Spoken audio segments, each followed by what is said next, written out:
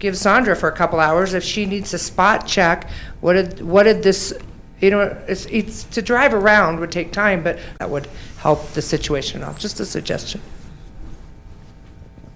Another comment I want to make too is Jason is very willing that before we affect residents any more than they are affected right now, if we have to pull away from parks more, we'll do that before we do any more to our residents. I hope that would be agreed on by the council. We don't want to affect them any more than we have to. And there's a lot of water that goes to our parks and green spaces that really can make a pretty big difference in refilling those tanks. I think that's one advantage we have that we've known about. We can turn off the switch and we just stop watering parks and cemetery. I think the cemetery, what was it, 500,000 gallons per week? Yeah. And so feel a little more comfortable because we did do a lot of extra effort last fall. We aerated all of our parks, the cemetery, we fertilized all of our parks, so we tried to strengthen the turf before wintertime, and I think that's why you see the parks lasting a little bit longer than maybe some other yards. It's going to turn, but because we actually had complaints and like, well, how come you're watering the parks every day? Well, we're not. We just took care of them last fall. So, but we do have that advantage that we can turn it off like we are Thursday. We won't water it all Thursday. We won't water it all Monday, and then we'll revisit the situation Monday, and we'll do what we can because livelihood and getting water to residents we feel is more important. Councilman Martinez? I think you're all doing the best you can with what we got. The one of the questions that I have is, what about those people that we can't monitor? They don't have a meter. What do we do with them? How do we check on them?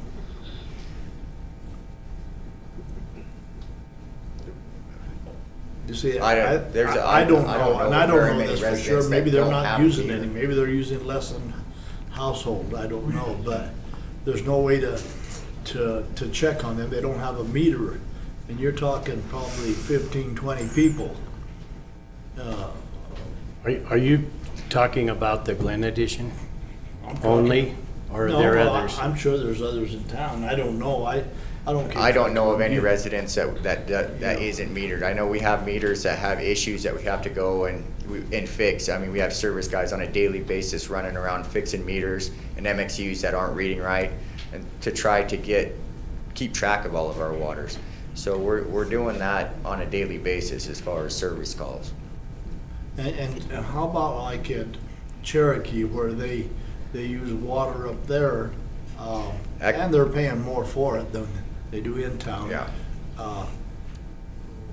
Do we go out there and we monitor them and see if they're using more water than normal for their stock? Or I know as far as one of the scenarios out there, they local plumber actually went out there to fix a line and actually put in 2 meters. So we have 2 new meters on one of those issues out there as of right now. So we are not letting people have water without it being metered. And if there is another instance in town that I'm unaware of, it's really hard to track water if we don't have a meter on it. That's right. That's right. Okay, thank you. Sean? I think it might be helpful for the council if I'll try and provide at least one, if not 2 updates a week right now on the water situation. Yeah. Because you guys are talking to residents all the time and you need those updates. Would that be helpful? Yes. Thank you. And everybody wants, it's been a blessing for me. My water bill went down by about $200 a month this year in the summer because I have a huge yard and I thought it should all be green, and it don't need to be. And so it's kind of made me rethink what I'm going to do, and I hope other people do the same. I'm going to get rid of some grass, put in some rocks, and a little buffer zone between the rocks and the grass. I learned that. Well, you look at places like Vegas, and they have financial incentives to remove your grass and go to Yeah. Well, that's drought conducive landscaping or Zero whatever. skate. Well, and it's gonna get worse out there, cause like I say, Lake Mead is at the lowest point since they built it, and that's where they get their, millions of people get their electricity and water. And, I mean, we got it made compared to them. Finding I the mean, bodies now And the because it's so bodies are coming low. up. Yeah, it's, Yeah. You know, and also with all these projects moving forward next summer and the years to come, we are gonna, I don't see us going into this scenario again. If we get pretreatment up and running to where we can run it next summer and start it early, that'll cure a huge problem. Yeah. We get the cemetery water line, we get that installed. That's 500 to 1 million gallons a day of water. That's treated water going back there, but we're putting the treated water back into our system. We do the spring box repairs. If our trunk line does what we think it's gonna do, and then we get a good flow season, in future, we're gonna have more water than we know what to do with. So, I mean, that's, me and Austin are trying to bring more water into this town than we know what to do with. it's just And- crazy timing where there's like 3 different things. Any one of them can fix the problem, but they're all just right there out of reach, and they'll Yeah. all happen at the same time, and then we'll laugh about it, I guess. Yeah. But Perfect storm. And yeah, in summers to come, we'll all sit around and look back on this and just have a good laugh. But you guys will end up bald-headed like me over this. and- we're rubbing holes in our foreheads. Yeah, We'll have a celebration when it's all done. we'll have a water balloon Well, fight. people ought to be thankful, people ought to be thankful we got you folks out there watching that water. I mean, if we didn't keep an eye on it like you folks are doing it, we'd really be in some trouble. Do you have Yep. anything more I for us, appreciate Austin? that. Yeah, unfortunately, there may come a point when we have to ask residents to completely cut off for irrigation. Unfortunately, the no days week. I just don't know what the weather looks like in terms of the heat, and it's gone up with the heat, where we've had a higher usage. I just don't know, I don't have really good solutions with regards to the city irrigation. In talking with Bud, he's a big proponent that if we can kind of stagger the parks and rec and get that 1 million gallons a week back into the tanks and, get it topped off, and even if we are dwindling down, but we take a week or 2 here or there and just top them back up with that, we should be able to get through August and hopefully be okay. That's our hope right now by looking at the numbers and what we got coming in and what we can save by doing this. And realistically, he's pretty confident it's just gonna be this month, we're gonna be in this really stressful scenario. And by September, we should be coming out of it. I Looking at hope we trends can and- curb the people that are Yes. cheating. That seems to me Yeah. like the problem, because the only way usage went up was people doing it more. Yeah. When they were already doing it as much as possible, and all of a sudden I had one guy, he said something about my lawn, and I said, I can't water more than once a week, I'm not gonna do it. And he goes, just get up at 3 a.m. and do it like I do. Well, for a while, when we first set this in place, it was pretty flat across the board. Everybody was doing good, the tanks were up, and then as soon as we hit that heat wave, it was just a dramatic change. And you catch people all the time watering them during the day, or when we're looking at meter usage, you can see it at night. They're running their sprinkler systems at night. It stands out like a sore thumb. Those are on timers, and on your water meter, it says 3 o'clock in the morning to 4 o'clock in the morning. You're using 500-600 gallons of water, and it's consistent every single day. I don't know any other reason why people are up in the middle of the night, 3 o'clock in the morning, other than to water your lawn. Taking a super long shower. Yeah. So, Yeah, it bothers me when I see people doing it. I don't turn them in, it's not my job, but it makes me grit my teeth, because it's being selfish. if we would, if the residents would stick to the plan, we wouldn't be in having to do this right now and go under these extreme Well, restrictions. just like everything else, if they won't stick to the plan, then they get a fine. Yeah.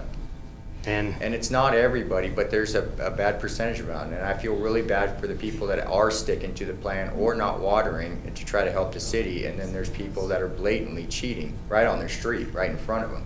I Right. think that's pretty horrible. I agree.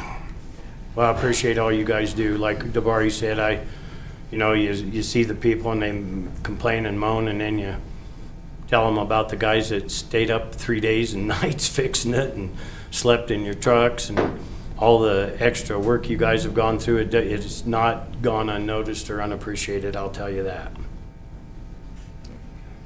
Thank you. If we're okay, let's move on to our next item here. Okay? Emergency hydrovac contract. Oh, so that was, we needed to actually clean out basically a water storage tank at the river pump station. We had a whole bunch of grit in there. Currently, we've got a contractor that's looking into doing it for us, so it's moving along pretty good. We just want to keep all of our systems clean at this point. Did we just buy a hydrovac? It's probably not large enough for that project. Is the hydrovac we just purchased not large enough? It's just a little bit too small. Basically, it's for manhole faults, our blow-off faults, our spring vaults. This vault is about the size of this room. I see. So it's a pretty big vault.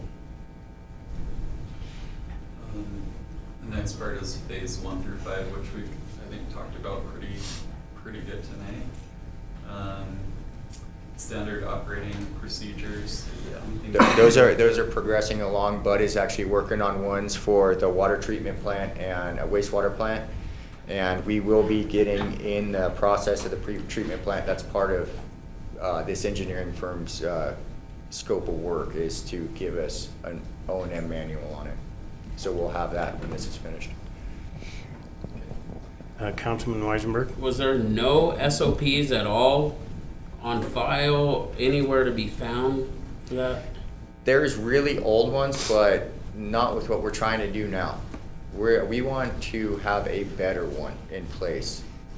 So we're redoing the ones that do exist. So we would like to have We a follow better- the SOPs now that's in place. Even if they're 30 years old, we're still following the current, that's a current SOP. And then some. That's why we want to redo it. So Want some? we're going over and above what the old ones are. So we want to actually redo them to what the Yeah. standard is now. So I'm just wanting to, there was SOPs in place, we're following the current ones now Yeah. as we redo them. Okay. And I was kind of bothered by, at the forum, some people were saying we don't have any manuals, we don't have any SOPs.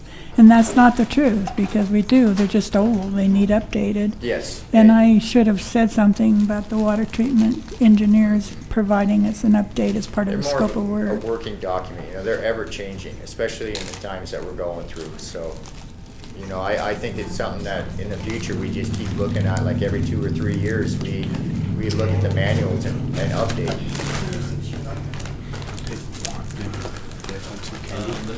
The next one is a new SCADA system, which is further out, but, and then, Cody and I had a meeting today, with the BLM, and we had a discussion about how to protect our source water at the springs because of the potential of allowing mining or that sort of thing up our springs, and that can mess up our water. They went in a little bit today about the process that BLM has for us to be able to get into their plan and get that protected. And then we talked about, I'm gonna reach out to SLIB and visit. I have a point of contact now, and I'm gonna visit with them about their process so that we can protect our water up there through their, whatever process they have. I'll figure out what that is. And then we'll start making progress, and then we'll talk about doing a follow-up meeting with the BLM where we can get a bunch of their team members together to help us put kind of like a request together, so kind of getting all of our ducks in a row before we say this is what we're requesting of BLM. So we're working on that. The next one is the proposed floodplain. Any updates on that one? Yes, so we're looking at getting a trespass permit from Aggie Grazing so that we can perform the geotechnical work and do the survey of the site for the diversion structure that we're looking to either maintain or to improve so that we can mitigate the FEMA floodplain. The current timeline looks like there still may be some notices that will come to citizens at some point next year, if I'm not mistaken, regarding the flood insurance. But we are diligently working on it. It will be a project where if we have to simply maintain it, the structure that's there, great. We'll have an easement and leave it as is. But if we're looking at a major improvement and having to get a grant and doing major construction, we're looking at probably seeing if Aggie would be interested in the property purchase to maintain that structure so that we can prevent ourselves from having to be required to have flood insurance. When you said Aggie, who's the owners of that? Aggie Grazing is, I believe, out of Fort Collins or the Denver area. Oh, I can't recall the names. I thought a lot of that was on SB's land. Yeah, I believe the SBs lease the property from Aggie Grazing this corporate. Oh, okay. The next one is the water line to the cemetery. There's a few updates on that. Oh boy. So there's some considerable sticker shock on the cemetery water line project. So the same engineers that gave us the higher numbers for Edinburgh Street are also giving us a fairly high number on the cemetery water line. It's their professional opinion. They believe that it would be potentially upwards of $4.5 million to do the cemetery water line.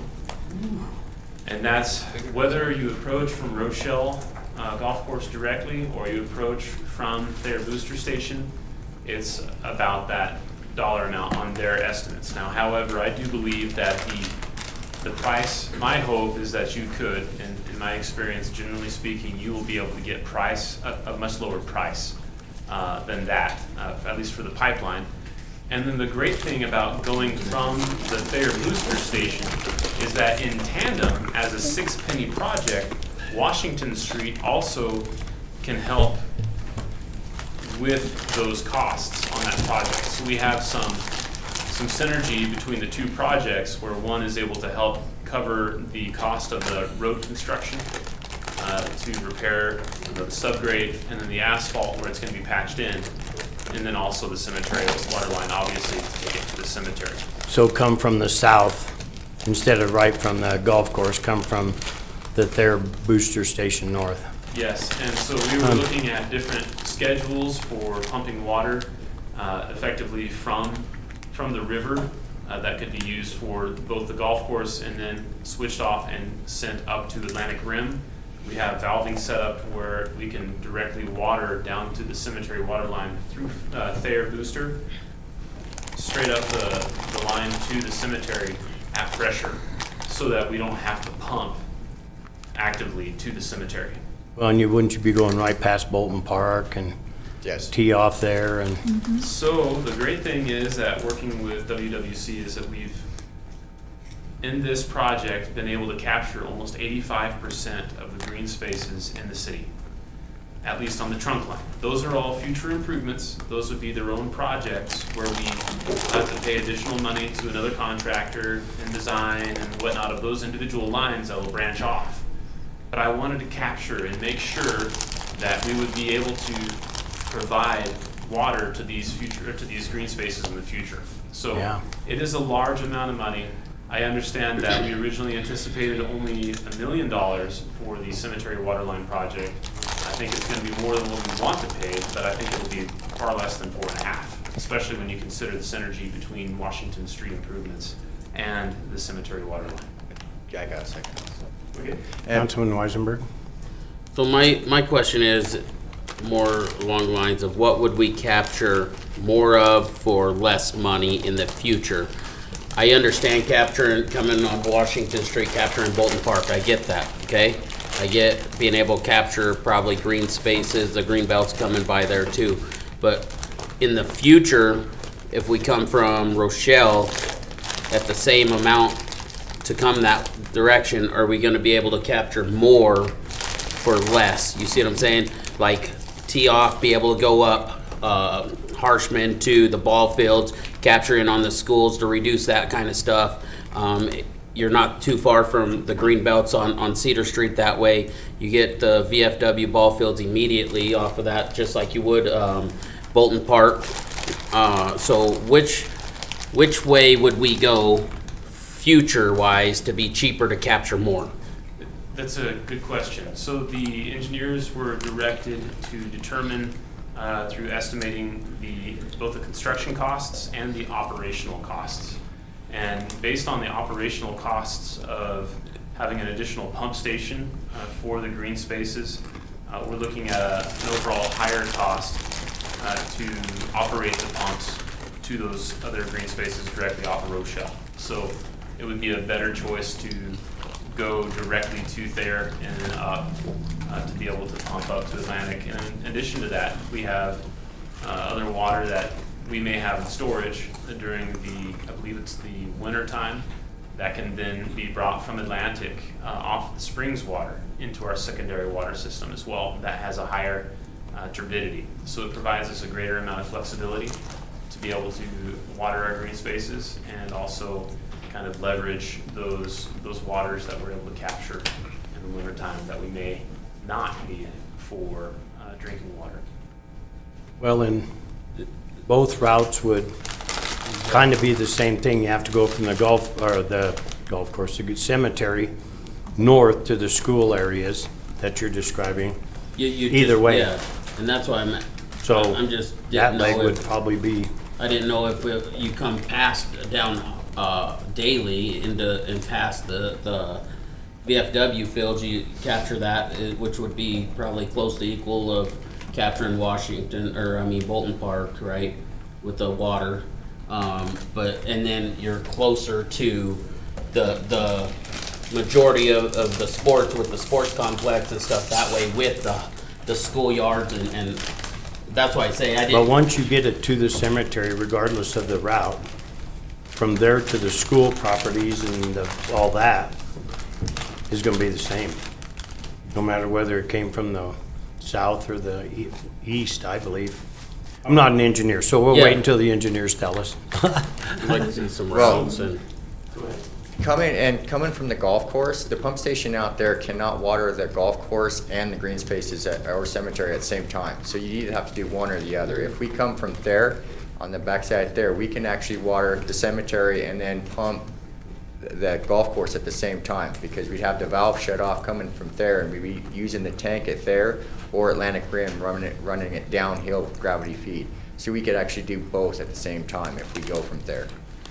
And the sticker shock, the original plan was just for the cemetery, for the water line. And as we got through this process, we started thinking bigger picture and future. And that's when we started looking at other green spaces. So the size of the pipe from the beginning to now has quadrupled. Like, we were thinking like an 8-inch line for the cemetery, and now we're at a 22-inch line. So, or 18 or 22, I can't believe, for the main trunk line. So that's where the price increase is up. But this is the main trunk line for everything. For future expansion, we have to have this big line in, and then we can split everything off. So future projects should, cost less money. Sean? Our other difficulty right now is the amount of money that we have for 6 penny, which I'm gonna put Tom on the spot for a second. For 6 penny, isn't it around 2 million, a little over that? So if this project is in the amount that you guys are talking about, we have an obvious problem there too that we're gonna have to figure out. How much longer does that 6 penny run, and how much are we collecting a year? Tom, do you? I know that's asking you a loaded question, but I will research that for you. I don't know right on the top of my head. we're the only town that didn't bond. I wish we would have, because then we'd have the money at our disposal. And I think what people didn't understand was you didn't start paying interest till you borrowed that money. So if you didn't need it today, you didn't borrow it today. And then when you did borrow it, you started paying interest, but the other way, we have to wait and collect the money, and by that time, inflation's killing us. I know tricky question to know how much comes in because it depends on how much sales tax is coming in, and that impacts how much we're collecting. And don't quote me on this, I feel like it was like 90,000 a month or something like that we get, but we'll confirm. So that's But wind still farms puts pay us sales out. tax too, and that, whatever we've collected off of those are gonna slow way down. It's a 20-year project or collection project, isn't it? Yeah, so how long's this been collected, going, do you know? 2019, somewhere after that. 19, so 20, 21, 22, so we'll be collecting money for the next 17 years. Or until we reach like 12 million is the cap on us. Oh, That's how much the city asked for?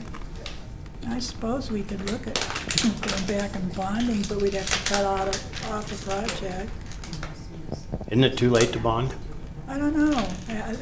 I think It's the they've same as gotten all borrowing that. money, it just, Yeah. You think you were past that point? bonding, what I like about bonding is, if you borrow the money, they give you all the money, and then you pay all the interest, where with a bond, they give you $1 million, you get $1 million bond, let's say, and you need 100,000, well, you get the 100,000 and you're paying interest on 100,000. Then when you get the second 100,000, then you pay, you see what I'm saying? Drawdowns. So, bonding can be pretty darn cheap. I was sad to hear that the city didn't bond, but I understand both ways, but when you have an inflation rate that's outrunning your interest rate, you're losing money. So, So Jason, I'm sorry. Just an example, I believe, I was talking to the county clerk, and I believe they bonded for, The project for the carbon building. And just one thing that she had mentioned was, because they had the money then, think of the money they saved from inflation and the costs going up over time.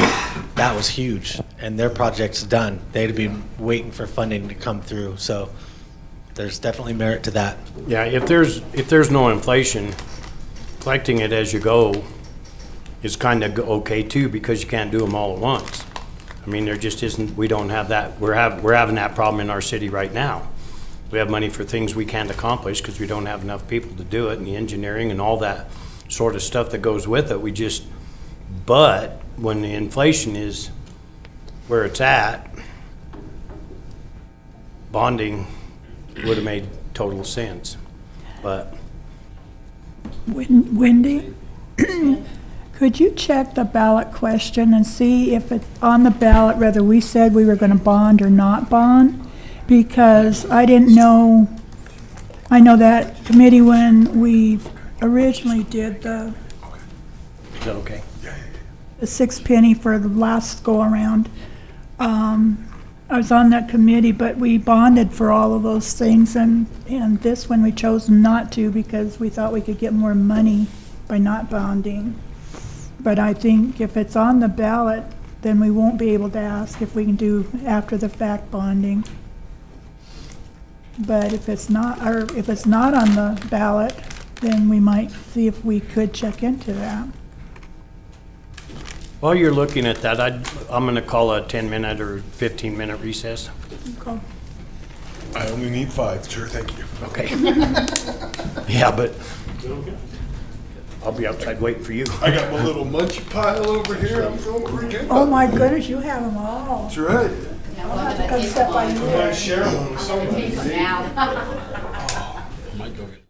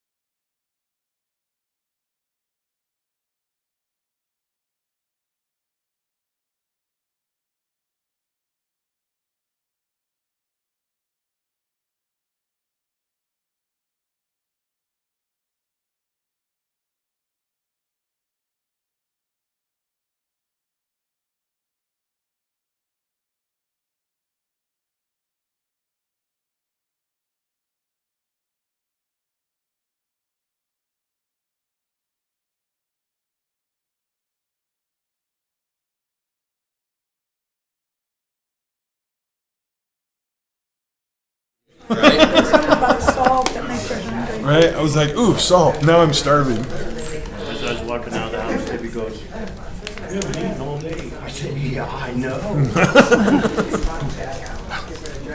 But I used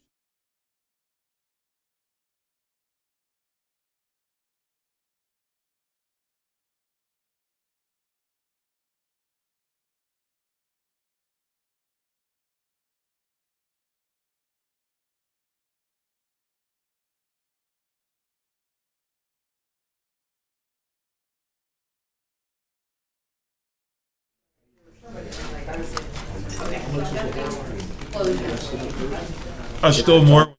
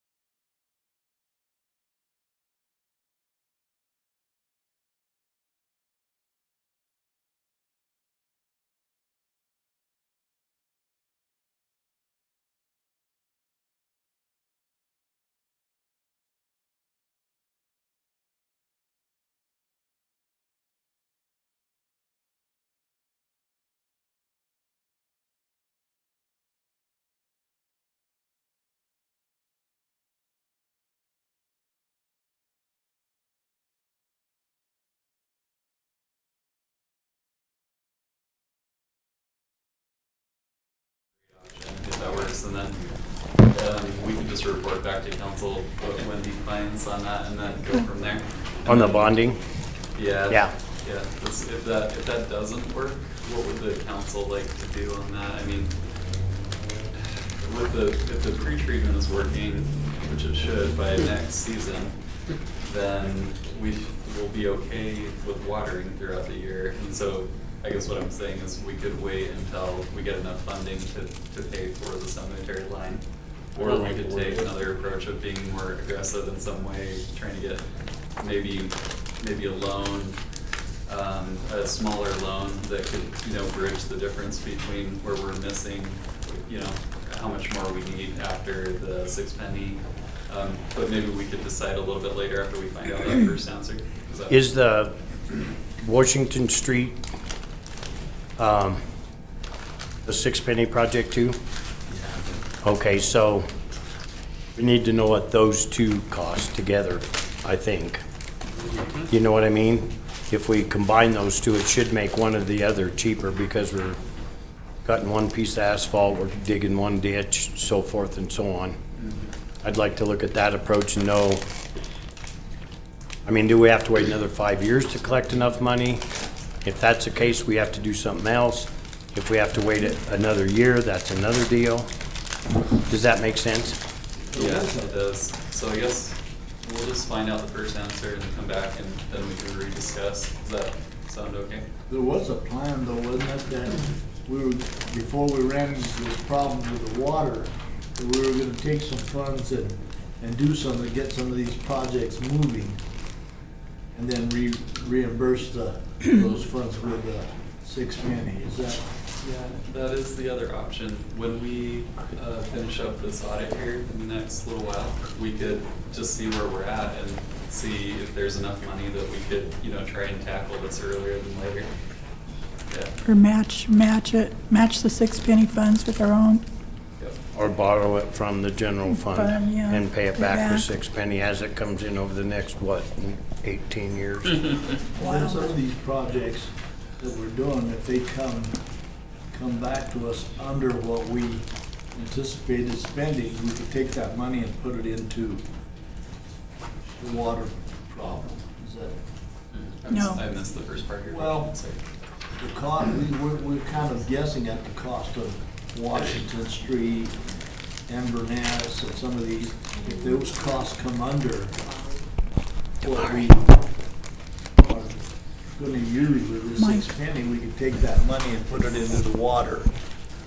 Is that, No, Not on the 6 penny, because those are designated projects. they are, but. yes. But if we completed the project and it's under budgeted, that money left over, Goes is for the that same legal to time. use it somewhere else? No. To No. another, The only thing you can do is put it in a maintenance fund for the same project. or couldn't we switch it to another project that was on that list? As Yes. long as it's on the list. As long as it's on the list, we can switch it to there, but we couldn't switch it to something that was not on that ballot question. I believe we may be able to reduce the scope of work on certain projects that are 6 penny to accomplish what the city needs. Or didn't we move some of that money to this project of putting the water line from the river to the cemetery? Wasn't some of that money 6 penny? It all is. At all, right? So we were able to change that. We haven't really changed anything. That wasn't on that list of 6 penny, was it? Yes. Yes, it is. It was on the original? Yeah. Yes. Yep. Oh, I thought that was one that we decided that, No, it's 6 penny. oh, okay, okay, We just prioritized it up higher. yeah. We bumped it up higher So that's. because of the otter. You know, it gives you, realistically, the ballot gives you a lump sum amount of $12,193,000, $193,076 as a sort of total cost for all these projects. And the scope of each project is not well defined. And so it's one where you could obviously overbuild something, and then it's gonna take away from another project. But I believe in the process of developing this 6 penny fund, they looked at some engineers' estimates that were kind of rough, and then that they developed the total cost. But we could switch the money from one project to another that's on that list. Because like you say, they don't well define how we spend it. Yeah, as long as it's on that 6 penny project. Okay. Well, and another thing with that It's gonna be, water line to the cemetery and Washington Street, they're both on the list. And if we got estimates, it very well could be that even with inflation, because we're doing them at the same time, we could be right on or under possibly. Does that make sense? Yeah, hopefully, it's in there. Yeah. Councilman Weisenberg? So the amount you said we have currently is how much again? A little over 2 million. So is that with the million allocated for the underpass? Or is that we're gonna have to pull the million out of that, 2 million right now? We'll pull just over 100,000 or 287 by something gas. out of that 2 million for the underpass. It's a small amount because YDOT's picking up the tab basically. We're only picking up like 90% of that project. And that was a 6 penny project? Yes. the match to it was, yeah.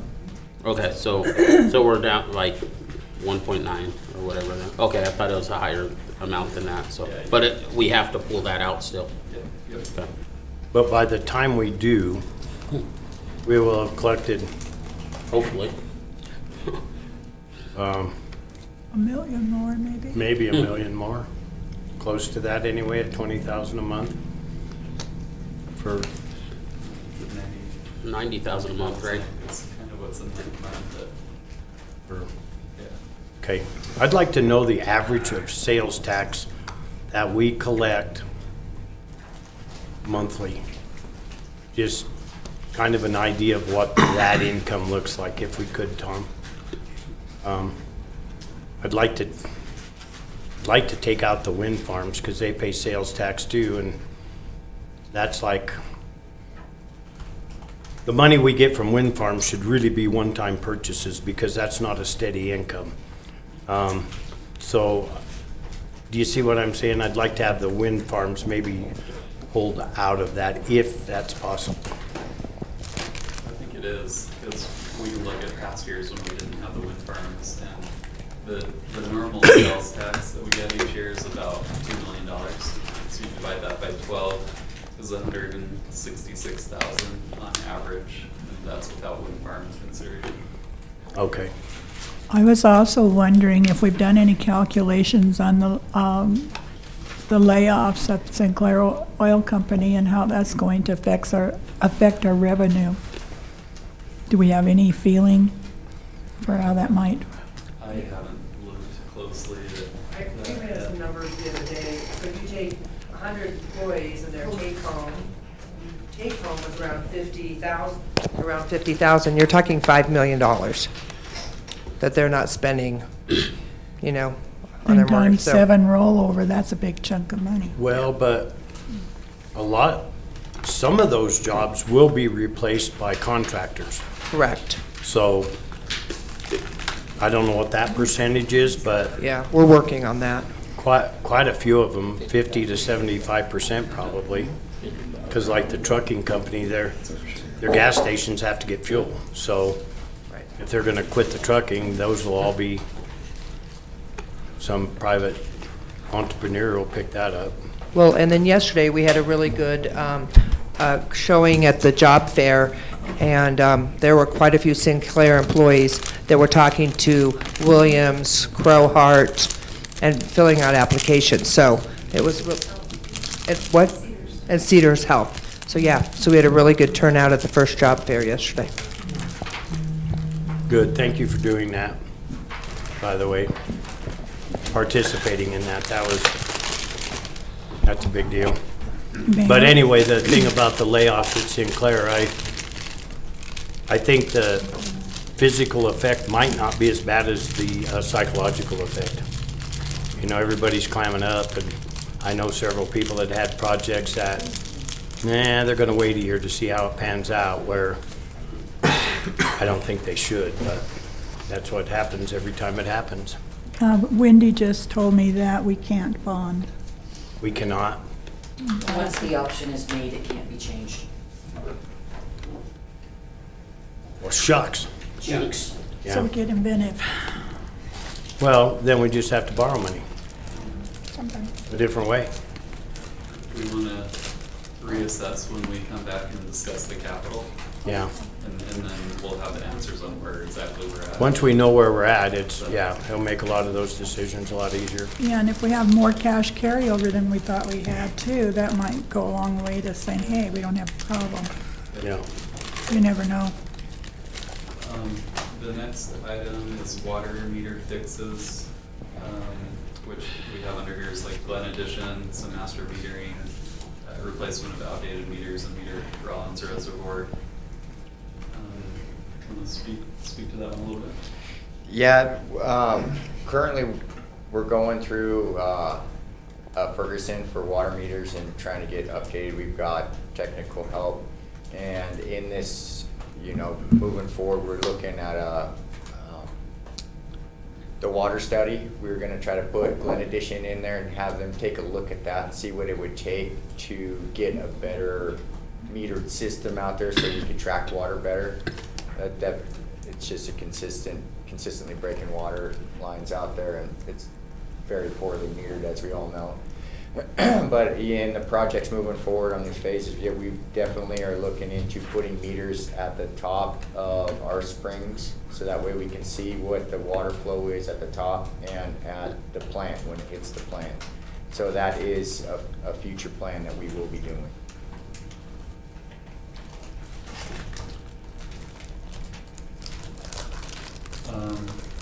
Jason, skate park. So we are on track with the skate park. We are about a month behind. They had some issues ordering some of the features for the park, but it should be installed and ready to go. I feel fairly safe to say by the end of September. It's a little bit later than we wanted, but it is on its way. So the fundraising campaign is ongoing and has been fairly successful. And the concrete repair work has been done. So we're basically ready to rock and roll once the equipment is delivered or shipped and installed. And we're to the point where we're actually working with the skate park company on shipping and storage. So that kind of gives you a hint that it's on its way. I just don't want to make any promises to this community and say, well, you said early September. So that's where we are in the skate park. Jason, did HF Sinclair ever take a look at our project yet? Or I know they postponed their meeting to see if they wanted to contribute to the skate park. So we did reach out to HF Sinclair. I had a meeting with their staff several weeks ago. They seem very interested in helping support the skate park. We're asking them to consider helping finalize phase one. So the $70,000 that City Council allocated for the project is a good portion of phase one complete. But if they came in for a certain dollar amount, we kind of did an added design, it would really finalize that phase one of the skate park. And so we are going back to meet with HF Sinclair probably in the next week or two to kind of adjust what we are asking and utilize some local business donations that we've received as a match for an ask from HF Sinclair to see if we can achieve that goal. So we'll know soon how that works out. Dog park, we were getting quotes coming in for the fencing that came in higher than what we had anticipated. We did get a quote that was more, I guess, close to what our goal was. So we actually have a fencing contractor. I believe they're starting, I want to say August 8th to put the fencing in for the dog park. We have a pre-meeting with them on Thursday this week to kind of go over the fence design and everything and make sure they're good with everything. We have a setback along Colorado Street that we need to make sure that they follow from the curb and gutter. So that's promising. I'll say this, the idea for the skate park is to get the fencing in and give a place for people to bring their dogs now. So it's not going to be fancy. It's going to be a work in progress. Some of the signage will be there. Some of the signage we're working on. Some of the elements, we'll have some park benches. We'll have some doggy pot bags for waste. We have a drinking fountain for humans and dogs that's already stored in our shop for one of our parks, for Washington Park. We're actually going to use that at the dog park, and then we'll reorder to do the Washington Park drinking fountain later. So we'll have some amenities, but we're going to let the community know that, hey, this is a work in progress. We're going to have some signage that says so, ask people what they think and what they'd like to add and things that we can do to help. But this first go around, once we have fencing in there, why keep dogs out? So we're going to have, once the fencing is complete, we'll announce to the community that it's ready to go. Bring your dogs down here and enjoy. So it'll be a work in progress, but we're looking forward to it. Next, I'll just keep going, Sean. Next is a partner on outdoor ice rink. City Council and the Raptors signed an agreement last December, maybe, somewhere around there, for the use of the outdoor skating rink. And it's kind of a cooperative effort between the City of Rawlins and the Raptors Club. We're looking forward to that. We'll probably meet sometime September to come up with a game plan and decide who's going to do what, and try to see if we can get that functioning. So weather permitting, we'll have some outdoor ice skating this winter, and I think a lot of people in this community are looking forward to it. It's been a long time coming. I think seeing that rink sit there unused. So we're excited, and we're looking to maybe add some recreation programming, skate with Santa or something like that. And we'll probably coordinate with Pam and look for some of her expertise to help us out too. But we are looking forward to it. Sponsored by chiropractors. Yeah. With water. The next one is creating an infrastructure asset depreciation plan. I know Tom's whole time has been on audits right now and working on some things. Is there anything you'd like to mention on something like that? No, it's just that I'd like to see where we are currently funded. I think we need to see, you know, what the status is of all of our equipment and how well we are funded for the replacement of that. And that's basically what we're trying to get at with that, is a funded depreciation schedule. So One area that we're kind of making progress with this is the water, because that individual that's helping us with the water rates has been asking a lot of poignant questions about our infrastructure and trying to capture total costs. So that's been good. Downtown striping. So right now we have a set of older plans that were used in 2019, I believe, and then the striping was redone at a steeper angle to allow a wider street in general. And so right now the plan that we're considering is just to effectively restripe the wider street configuration, the wider driving lane configuration, and to move forward that as a simple project of quantity of number of gallons of paint, and effectively where there's a line, go put one back. And it won't be a very, I don't anticipate it being $100,000, but we're just trying to currently go through the budget on the total costs. We don't have a refined dollar amount at this time. I still need to reach out to the actual company that previously did it for us. And I think we have budgeted like 40,000 a year, where we at least had 40,000 last year for downtown striping. So we're gonna look at that, and if it costs more than that, we also have a site crosswalks budget. And so if we combine the two and do crosswalks and striping, maybe we can get more for our money. So right now it's just allocating budgeted money for it. So, also in 2019, we paid in 2019, we paid about $29,000 to just do the downtown. So the 40 should be, and now we've talked about the inflation costs of everything, but, so we're all just working together to try to get it done. Going back to conduct a study of water rates, maybe we could just give a little progress update on that. yeah, we have currently turned over, we have forwarded to the consultant basically all the information that he has asked for. He would like a follow-up call with Austin and I probably tomorrow or as soon as we can on that. And then he will have all that information that he needs to run his model. I would foresee within the next couple of weeks probably that having his recommended rates. So.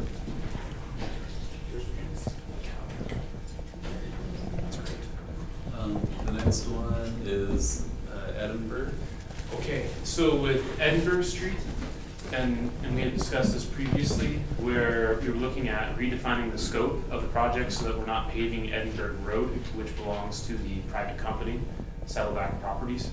And so in that, I've spoken with the consultant, and it looks like it's about a $50,000 task order amendment to get geotechnical work so that we have the proper road, typical section for the project, and then to consider to make sure that we're up to snuff on our ADA, and then primarily to get us through this easement process, because we'll be requesting a utilities easement through the property on Edinburgh Road. And so with that, it'll be a process where it might take a few months. Hopefully by November or so, we'll have some kind of design modifications on the plans, but then With that comes the complication of our 6 penny funding. And so when you look at 6 penny with a balance of $2 million right now, and where we are with the cemetery water line and Washington Street, how does that balance out? And with the last engineer's estimate that I got for Edinburgh Street at $4.5 million, trimming back that scope made sense, where we're not paving a private company's road effectively. So we'll be able to reduce that scope, save some money, but in terms of scheduling and prioritization, my professional opinion would be one where we would emphasize spending the money on the cemetery water line in lieu of Edinburgh and letting Edinburgh slide. And speaking with Public Works Director Cody Dill, maybe doing some kind of temporary road repairs to Edinburgh in the meantime. And this may end up pushing it out an additional year or more until enough money is acquired through the 6 penny process to make these projects whole. Councilman Weisenberg?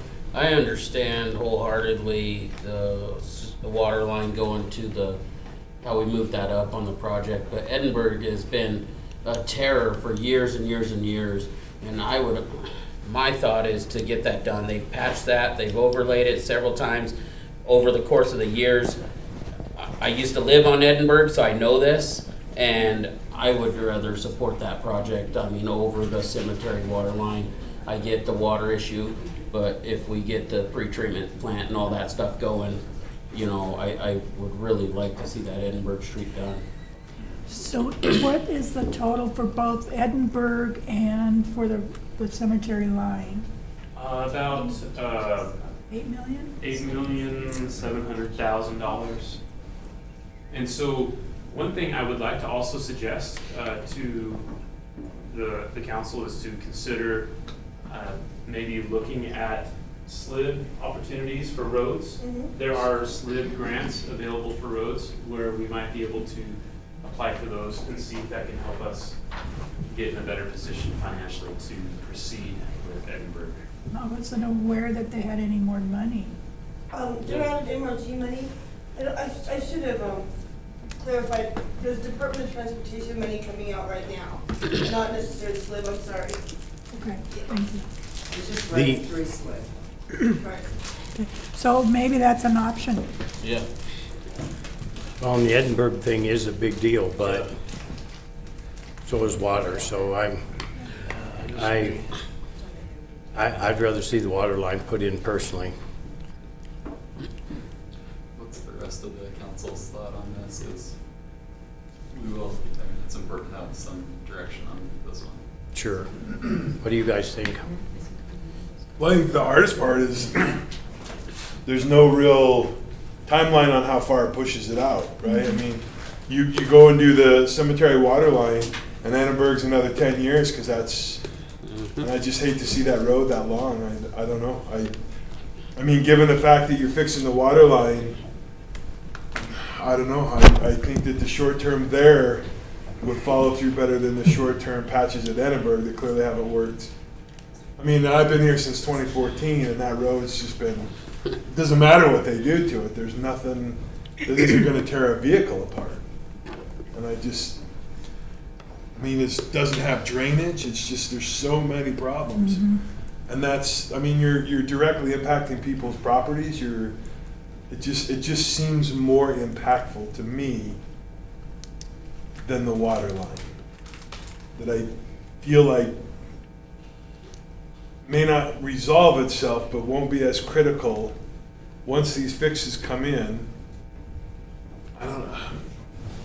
It's a hard. I would lean on Edinburgh at the moment. It's a 6 penny. I'd stick with the water. I think we can, like you say, we can play the wait and see with the Wyoming Transportation funding, if there's any available that maybe we can pick up and put it on Edinburgh. I think it is one of the streets that I've received a lot of calls on during the years, but I think water is very critical to this community to keep it going, and so I'd stick with the plan that we got with the water. Well, since I'm from Ward 2 and that's in Ward 2, I'd like to stick up for the project, but I also equally feel the raw water line is really important too. But I'd like to find out a different way maybe to supplement Edinburgh I agree. and keep it on high on the No, but list. clearly, I think we'd all be in support of extra, Yeah. any other funding or alternative Yeah. ideas, right? Yeah. If there's extra funding that comes available, I mean, just go get another $4 million and then we don't have to decide. Why is that such a big deal? I don't think you're going to be able to sleep, Andrea. Daryl? Is the underpass road. Councilman Garner?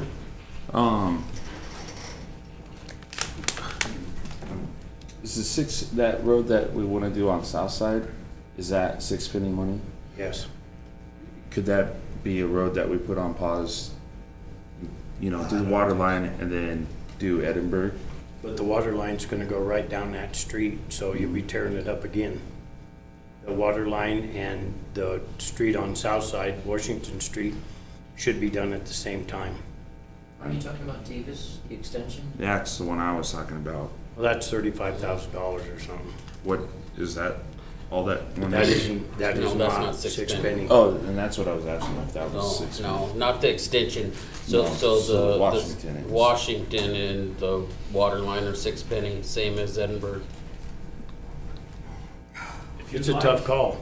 If you'd It's- like to, I can show you a quick drawing as well, if you have I time. mean, I stand like you, I understand the water situation. I just think we're pouring a lot of money into the water right now. Like I had said, I get the raw water line is gonna relieve that, a lot of usage off of that. But if we can mitigate this and with pre-treatment running and stuff next year, then I think, in my opinion, Edinburgh should be there, Well, and so. I agree that there might be some things change between now and say 6 months from now that would make me change my mind. If we get something else working to where we don't have a water problem, but if we still have a water problem, I'm thinking water. I mean, without water, Yeah, you Game over. game over. Then you have a town the size of, what is it out here, that red desert? Wamsutter. Nobody. No, Wamsutter actually has, They have a few people they have water. and water, yeah. Well, I mean, what kind of a timeline has to be choices are no longer optional, they have to be made? I mean, like, do you have, let's put Andrea on front of the bus. How long does she have to go get some SLIB grants and come up with some alternative funding for Edinburgh before choices have to be made? Or are we at the point where this is where choices are being made because this is where we move forward? And I think the first thing is we need the engineering completely done on Edinburgh before we can go. Right? Yeah, so right now, we've spent a balance of about $35,000 out of the $219,000 that was allocated for this task order. I believe it's 219. I can't recall. I believe it is though. And so we're at about 10% plans right now and going through scoping for the alignment. And so what we're gonna have to do is go through 30% plans, 90% plans on this to get to a solid engineer's estimate. To do this project and design, with a scope like this, I anticipate being able to complete the design within 5 months. We're looking at December, something like that, for the cemetery water line. And then at that point, we could go and do an advertisement within 4 weeks of that, and then another 10 weeks to notice of award, and do award to the contractor, and so 14 weeks after December. We're looking March, April, having shovels on the ground, a project that's boots on the ground going. And so with that, simultaneously, Andrea could be searching for grants. It could be a 9-month process. Yeah, my concern is the DOT money's coming out now. Yeah. So I'll have to, I need to look and see what it requires as far as preliminary engineering to see if we could even make that deadline. So, yeah. And so Edinburgh is at 90% plans right right? Now, we could advertise that project today and have a contractor bid on it and start in September of this year. But it's just with those few changes that we need to do, I would say that we are in a point where we've done all of our environmental processes with WWC. We've gone through, we have all of our engineering basically complete. We almost have a shovel-ready project with Edinburgh. So we could swing for the fences and see if we can get some of this DOT money for Edinburgh to partner up with the 6 million funds we have. So how long is all that information valid? I mean, you've gotten this much work, how long is that valid before, how long do those numbers and where you're at stay valid before we have to start all over again and What's the redo the expiration whole date? thing? You can keep a set of plans on the shelf for 5 years. How many You just years have to have you been update on? the engineer's schedule, the engineer's estimate has to be updated when you plan to go out for advertising, so you can budget for your project. So you will have to update, but the set of plans itself is good for 5 years, generally speaking. You might have to take a couple tweaks if there's some properties you didn't go acquire, you may have to go back and, it depends on how far along you got in the right-of-way process. If you're through right-of-way, you could, 5 years. Do you, So do you know how long they've been on, how long we've had them done? they've only been done since probably March with what they have From last year? this year. Oh, they just Oh. finished this year. Yeah. So, Because it got delayed because the piping and stuff was changing the cost, so it delayed some of that for I a thought it while. was last year, but yeah, okay. yeah, in my understanding, I might be mistaken, but speaking with the engineers, where we're at, it was March that we sat and we spoke about it, so. And I understand why we don't have the information, but I don't think we have enough information to make that decision on what priority. Because I don't know what it's gonna cost to do Washington Street and the pipeline, for instance, or, that sort of thing. What's our cash flow gonna be? Just a few more pieces of information to help me decide, but if I had to decide tonight, of course, it's water. Because I get chewed on there by everybody all the time, everywhere I go. Everybody wants to talk about water. Just that simple. Councilman Garner and then Andrea? Do we know how much money we lose a year repairing that road and doing those, like, just with water, replacing lines and everything in it every year? Do we have a rough idea? No, we basically, it's cost of asphalt, so per ton. I couldn't tell you what we've used in the past, I haven't really looked into that. But we just, basically, they go out there in the really bad low spots, they drop and drag. So it's not a lot that we're putting into it because we know that we're gonna tear it up anyway. We're not doing a lot of water line repairs in there anymore, because it seemed like once a year we were having to dig that up and do something with water in there. Yeah, we haven't in a couple of years, I do know that, Okay. so. Yeah, and you, Andrea? I guess my question is, for a point of clarification, for direction for me, do you all want me to look into Department of Transportation grants? Yes. Okay. I mean, And we're then- already 90%, right? On, for Eddie, it didn't make sense. Oh. So is the Andrew, I think for clarity, you can go get whatever money you can find, and we'll be okay with that. I think that's fine. Is that fair? That's totally fair. Yeah, I think. Is it okay if I move on? to Yes, this? please do. Upgrade park infrastructure, it looks, do you want to give any update on that, Casey? Yeah, real quick, not sure why Rob Roy Park is not here. That's completed. The concrete repairs and handicap access is completed on that project. Washington Park will more likely be next spring and summer, those improvements. And then as far as the $50,000 accessibility, part of that's already been used for the skate park access in preparation for the delivery. And then Tully Park repairs, we have identified the projects necessary, and we are waiting to get a quote back for that, and that should happen this summer.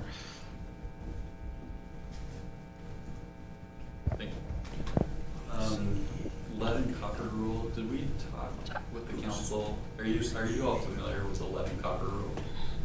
I don't know. I know a little bit about it, but not enough to. Let's do a good. Okay.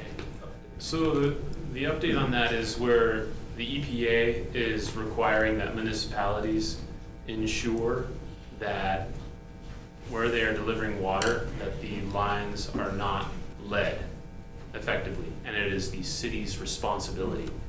Even though we don't own the property or have easements on the property, we are responsible and will be fined where we have lead lines beginning in 2 years. I believe in 2024, they're gonna begin a process where if we have lead lines, we will be fined, just in general. And so it's a process that has really harmed the Wyoming communities all across the state. All of our communities are trying to prepare for this, and it's not even just Wyoming; it's the entire country, where we are responsible for these lead lines, and it's a large reach by the EPA into our infrastructure to dictate whether or not our customers have lead lines. Obviously, where we have lines in our right-of-way, we're in processes where we're replacing those with those that are not lead, not toxic. But what we need to do is to comply with the lead and copper ruling is to get an inventory of all of our lead lines across the city. And in that process, it'll wrap into a GIS process where we have it on a database. It's visual and it's also tabulated. You're able to determine those locations that need the service lines repaired or replaced. And then there is a possibility where there may be grants associated with the work that may cover a substantial amount of it. My initial thoughts on it are that we're going to potentially pay this project could cost us up to $3.5 million. How do we assess whether somebody's pipes in their house or whatever? How do we assess that? So one of the methodologies is to swab the pipeline and test inside at the meter side in the house for lead, and then that would be part of what goes into the tabulation of what you have for the inventory. Wouldn't you have to like get something at their kitchen sink or whatever? I mean, what if though it's in their house? It's just the service line basically up to the meter. Oh, okay. Yeah. So that includes copper lines too in there? I mean, if I'm reading this correctly, it says that too. Yeah, so if I'm not mistaken, it may include service lines that are copper as well. So ultimately, I mean, I can tell you, my house has a copper line coming up to it. I know for a fact it does, right? As the service line? Yeah, into the meter, 100%. Yeah. So, So get together, you got 2 years. no, not me, obviously. Yeah. Obviously, the city has to replace You it. better listen closer to this swab thing he's talking You about. know? I mean, I'm just saying, like, with that being said, people are doing landscaping and everything else, and we have to tear this up. Are we gonna be responsible for that repair too? It's a major legal issue because to do construction work on someone's private property past the meter is unusual, and it may require something like 3,000 easements. Oh, how fun. I think Wow. like my house, the meter's under the house and it comes in. I've had it replaced because it was leaking, which a lot of that happened down there in my area. I'm not sure what he used, but like the meter's actually under my house. Mine too. And then from there, I know I have copper pipe, but I believe it was at such a time where it wasn't That was the norm. used Yeah. with solder. It was used with a leadless solder or whatever, I'm sure, but that's very confusing to me. We better learn more about that. Yeah. So what are we talking about cost? Is that a cost that we would pass on to the property owners? Potentially, it could be a cost that we have to budget for and build into a rate. So there's all kinds of trouble with this. There are so many unknowns, and that this is something where it's important to reach out to your representatives and other people, because this is a major problem across the state. And there are predatory companies, I will let you know, that have approached the city that are saying, we can take care of your lead and copper problems for $11,000. And all they do is they take a bunch of pictures and they run around with their GIS and they say, we're done. Well, that doesn't solve the problem, because the EPA still hasn't given, or no, the state of Wyoming still has not decided how they will handle the lead and copper ruling. And if we jump on these scopes of services, we might end up with something that's not going to even help us. But the beauty of it is that with ArcGIS, with our new program that we're running with and trying to get our staff trained up in GIS, we can manage our own GIS program. We're having a training coming up in a few months. It'll cost about $10,000 with Engineering Associates. I got 2 bids. And in that, they'll be able to teach our staff how to log the service lines that we encounter as we work through the city, and we can begin to inventory our lead and copper ruling inventory on our own without the help of a consultant. It seems to me that we ought to be ahead of this before it hits the city, not only this city, but all municipalities. And the way we could do that is to put together a resolution when it comes time and send it to the WAM conference, so that all those municipalities are involved with it and we get their support behind it. Passing some type of resolution saying that the state should be able to help us on this project. I'm afraid we're gonna get caught one of these days, and all of a sudden, just like the federal government telling us about this, our insurance rates going up because we're in a floodplain. And all of a sudden they come in and walk in the door and say, okay, everybody's gonna have to start paying big bucks for their property. Well, I wouldn't want that to happen to this town or any town, where they could come in and start saying, okay, we're gonna start finding you if you guys have lead pipe. So I think maybe working on a resolution to send to the WAM conference and see if we can't get support from the other municipalities on this subject. I don't know if it's the timing's right or not, but it seems like that will be one way to get the attention of all these communities and get it up at the legislature. Wendy, you had something? Just from a legal point of view, since this is a federal entity trying to rule on a municipality's requirements, which then steps on individual citizens' property rights, I highly doubt that this will actually be implemented before it ends up in the Supreme Court, because I can fully see states banding together that the EPA is overreaching. So I highly doubt this will be put into place before it goes to the Supreme Court first, just as a timeline thing.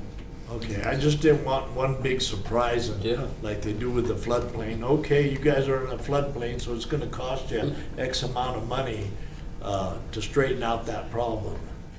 And I know we had a bunch of citizens in Rawlins that were really concerned, and that's a federal thing, the floodplain thing. That goes through the EPA or Yes, sir. the DEQ or one of them. But it doesn't step on individual property owners' rights the way going into their home to test their pipes would. So. Okay. Councilman Smith? Yeah, Andrea, I was wondering, there should have been some infrastructure money specifically for lead pipe and replacement in that first bill that was passed. And then I was thinking EPA or DEQ should have some type of, I'm going to call it study money, like $50,000 to get a consultant to come in and do that for us. They do have that, and I just haven't pursued that because I've been so much focused on the water things, and I didn't know this was a thing until now. So I will definitely look into it. I'm so sorry to put more on your plate, No, but that's okay. it might help Austin's plate out a little bit. Absolutely. In my professional opinion too, is we want to train our employees how to use ArcGIS. We want to train our employees how to input data into the system, so if we want to come back with our smartphone at a location where there's a break, we can pull up a photo of what was installed and show us where it was installed, so we can bring back and replace what was broken. And that would be something where our staff knows how to operate that. But if we just hand this off to a consultant, they're gonna put it in their system. The problem with this company that approached us also is the fact that they will ultimately own the data. Yeah, And it that's goes not on good. their GIS, it goes on Amazon Web Services, and they have full control of our data, and they can strong arm us and say, we need a task order amendment. I was thinking that maybe you could get something where you use it as a training, train the trainer type of thing, and then do it. Yes, and that's exactly what we're going to do, for Okay, sure. great. Bam.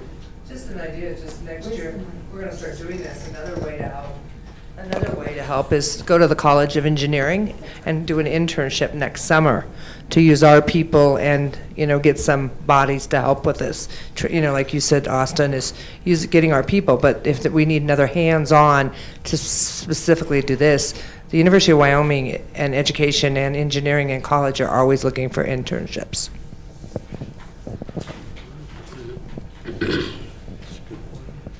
Okay, Sean? It's okay with Cody, I was just asking Austin if, what's the best way for us to keep up to date with all of this? And we're just mentioning the new Bud would be a really good resource that could continue to update all of us on kind of what's going on or what we need to do next. As far as the lead and copper, Yeah. yeah, yeah. We could ask him to maybe He- find things for us. Yeah, and he does have a lot, he's been finding some good information on that. He's helped us out with that already a little bit. They didn't do nothing about Let's it. move on to the next one here.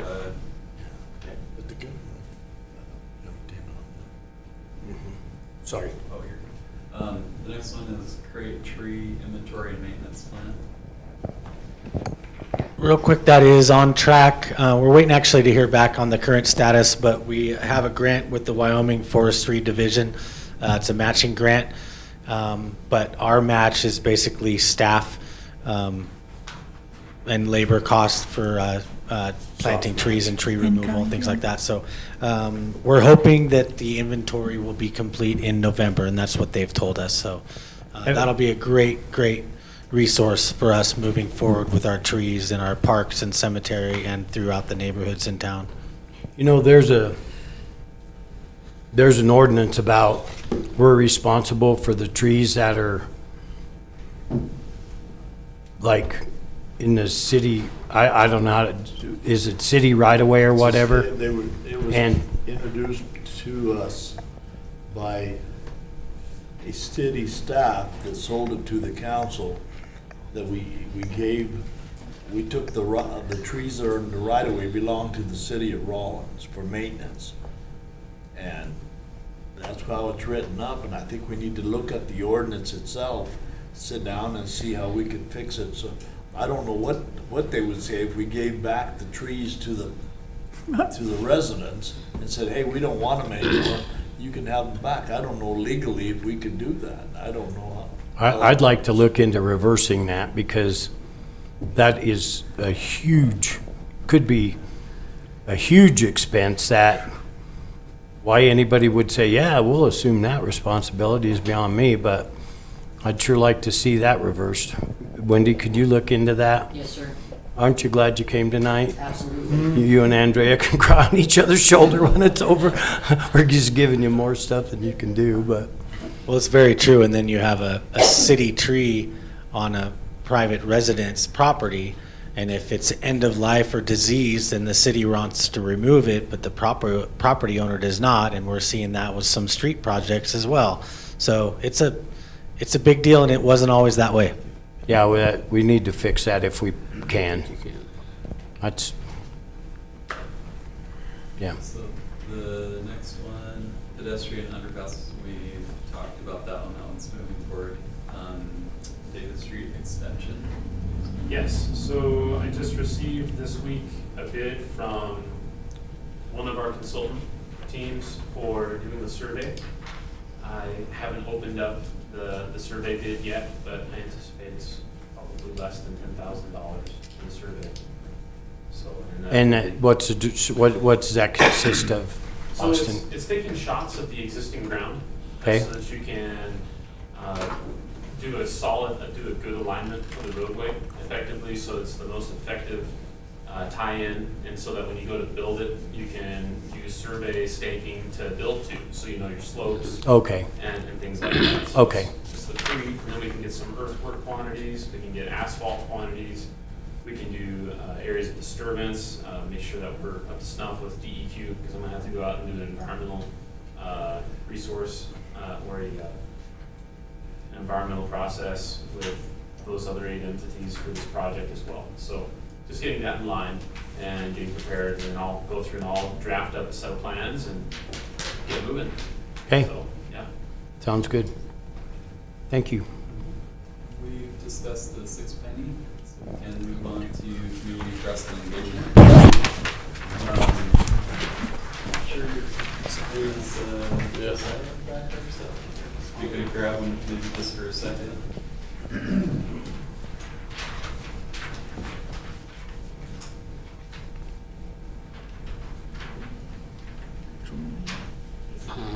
He's not, okay. He's put down here that we're 90% on kind of fixing up the sound and video system in the council chambers. Any questions maybe from the council on that I can follow up with him on, or if you had some good feedback on? People can see us and hear us a lot better, because I have people that used to complain all the time, and they never said you're doing a good job. They just quit complaining. So I think it's going the right direction. And for those of you that don't know, like I had an email about a Zoom meeting, and I accepted it. You know, the RSVP, I accepted it, but then I couldn't find the email anywhere. Well, it's on the calendar. Just so you know, I did the meeting on my phone, then I came up here and I said, I can't find that email. It's disappeared. Well, it goes out of your email and onto your calendar, and made me feel kind of stupid. But anyway, I just thought I'd tell you all in case it happens to you. You know, if you're looking for an email about a meeting and you've accepted that RSVP, Go to your calendar. it's on your calendar. It's no longer in your email. Anyway, he helped me out with that. He's amazing. You can pass that on. Okay, awesome, thank you. The City View newsletter, and Myra's not here tonight, she's out of town right now, but we are, well actually, Jason, you can give an update, we're getting pretty close on this. Yeah, actually, we have good news. Myra and I put together the final everything last week and then sent it off to the printer, and I talked to them today, and it should be delivered maybe even by the end of the week, so we're a week ahead of time, which is really important, especially for like the recreation activity guide towards the end of it, because the programs that we put in, you know, if it's coming out the beginning of August, we don't put programs in that start the end of July. So the timeline is pretty important. So we're excited that it'll be out very possibly before August this time. Awesome, I just changed that 1 to green because we're pretty much done there. We are doing the monthly behind the scenes report.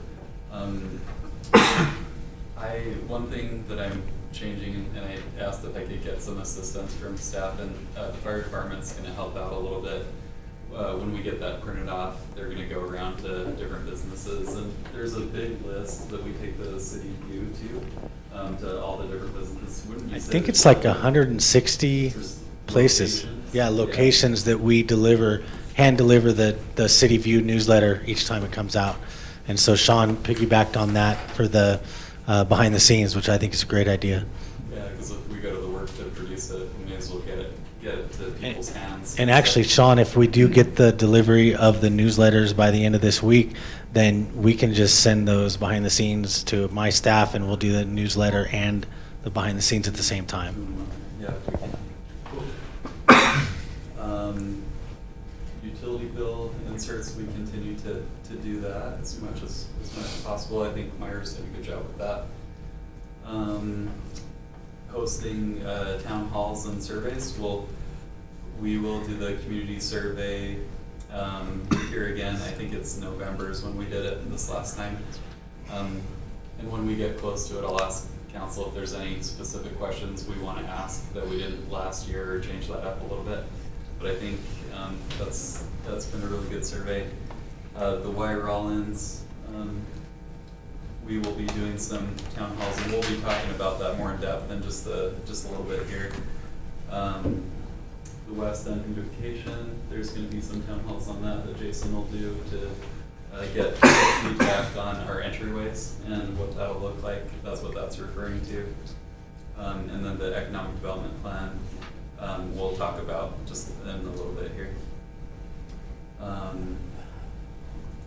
Volunteer training and recognition program. We have, as you can see in here, the community builder award. Looks like we need to plug in one thing in here, but I think that's been a good positive thing that we can continue to do. The annual dues and board training that Wendy can assist us with for our volunteers, and making sure that they're up to speed on their responsibilities. I wish I had Myra here tonight, because she put 25% done in council delivering gifts to boards and commissions. I think she's doing something, and she's gonna see if she could get your all everyone's help. So I don't know what it was. I just know she's doing something. We've done a couple of the Meet Your Council events, the music in the park, and how would you say that's been? I know some of you have gone to a couple of those. Would you liked it? Is it something that you maybe not want to do in the future? Is it just any feedback? Be good. I'm enjoying it. I have had a couple people come over and talk, and there was one person that asked to have a kids playing sign, and the police chief was there, so we just handed it over to him, and he was going to talk to Cody about putting it up on Delta Street. And then last week was a little slow, but people came by. Kids love the candy. But yeah, they see us as a presence, but a lot of no in-depth talk usually. Just people that know you come over. But I've been having fun with it. I only went to one, but part of the problem was I had to park like a block north of the park. And by the time I got there, and then sat in the chairs we chose to take our own, and then by the time I walked back, in my condition about killed me. So the next day I was worthless. I think it's just my personal approach to it. I just need to show up earlier or something so I can park closer or whatever. But while I was there, I talked to several people and walked around a little bit, got a few hugs. That was okay. Most people were nice. Everybody was, really. Did anybody hug you? I didn't get a lot of people. The first time I went, I sat by myself. It started raining, and I got more people in the tent because it was raining. The second time I went, it was pretty decent. I talked to some folks that were, like Linda was saying, we're talking about having a sign put up in front of on their street saying kids playing. Didn't get very many complaints. They just, hi, how you doing? And they'd kind of wander off. It was okay. Up to council, we're here to support you if you want to do stuff like this, and just kind of a trial and error, see if you like it. So, okay. And I want to apologize. I wasn't there for many of them, but I was there for one. But so I'm not a good judge on how it went. Sean, the next one's the Latino music event that the city's putting on August 12th. So if anybody's interested, let Sean or I know, and we'll make sure we get a booth together for that one as well. That's that Friday night following the last Music in the Park at Washington Park. The next item is transition domain and email to .gov.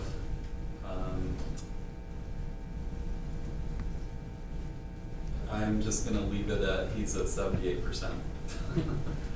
I don't know if I can speak to that one. And then we've got the digitizing clerks index, that we're just kind of keeping on the radar there. Okay, now we can go to, or actually, let me just back up just for 1 second, because I did this with beautification and the employees. Just thinking big picture, are we going where we want to go with infrastructure? And big picture, are we going where we want to with community trust and engagement? Do we need to tweak? Do we feel good? It's kind of one of the purposes of this is to make sure we're going where we want to go. I have no objections. The community trust and engagement, I think we've, I think there's been some advances on that. I think people like it. I think there's more trust.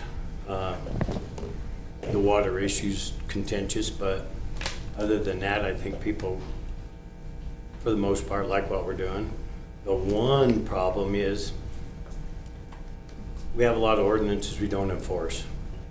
And we don't enforce them enough or equally. And, you know, anywhere from junk cars parked on city property to weeds, to don't feed the deer, to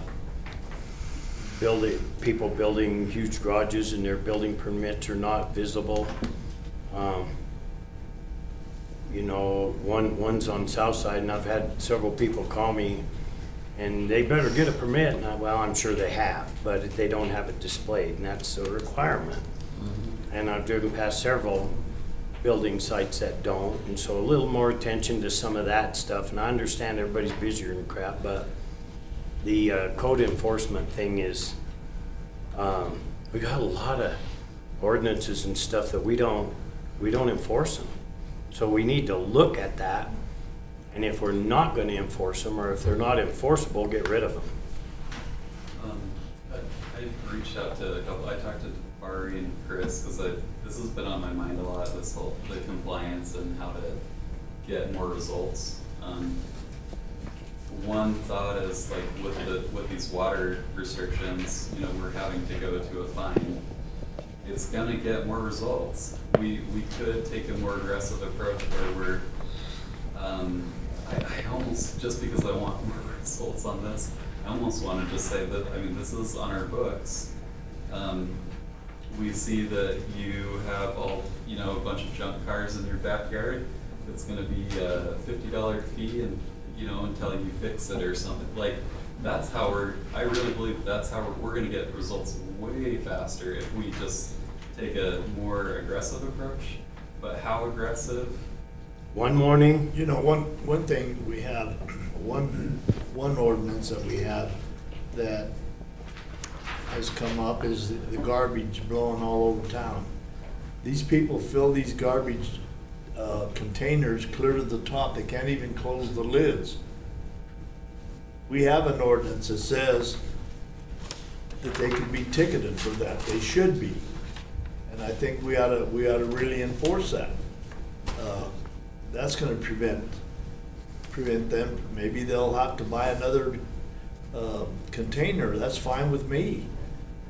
Well, and the locking bars was a big expense to both companies, and a lot of businesses don't close their lids, and then you see trash blowing down the street. But it's just all of our ordinances. We need to really maybe prioritize which ones we're going to work on and change. But if we enforced a lot of those ordinances, we'd live in a lot better, cleaner town. Sure. Another thing Chris and I talked about for a little bit is if we take an approach of like we do a warning, and if we mapped out like each type of offense, okay, you have 10 days to fix this type of offense. You have 15 days to fix this one, or 5 days to fix this, whatever, like just define what it is. Because I think for the code enforcement officer, I would think it would help that okay, I just saw this. You go up and talk to that person, you have 10 days, and if you don't fix it in 10 days, no exception, you get a fine. Right. I think defining it will speed it up. I hate to do that, but I don't, Something's gotta change. if they didn't find it, we'd all drive 140 miles an hour. I just wonder if maybe we could get council's help to look at this together and analyze how to make this more structured possibly, so that Just a minute. I just want to be more effective. Chris, you're next. Yeah, so during this conversation that Sean and I had, that's exactly the approach I had said I'd like to see. I believe in a warning system, but we have to be more aggressive with that too. Like Sean's saying, a 5-day or 10-day grace period ultimately with the warning, and this, that's how it works. I mean, we have ordinances for reasons, and if we're picking and choosing and not being fair about it, why do we even have them? If we're not enforcing it. But the other thing I did mention to Sean also is this time with weeds, enforcing a weed ordinance is pretty tough. We have people's lawns that's been taken over with weeds, and it's tough. I mean, weeds grow fast. I brought up a good point. We can't enforce something we can't do ourselves.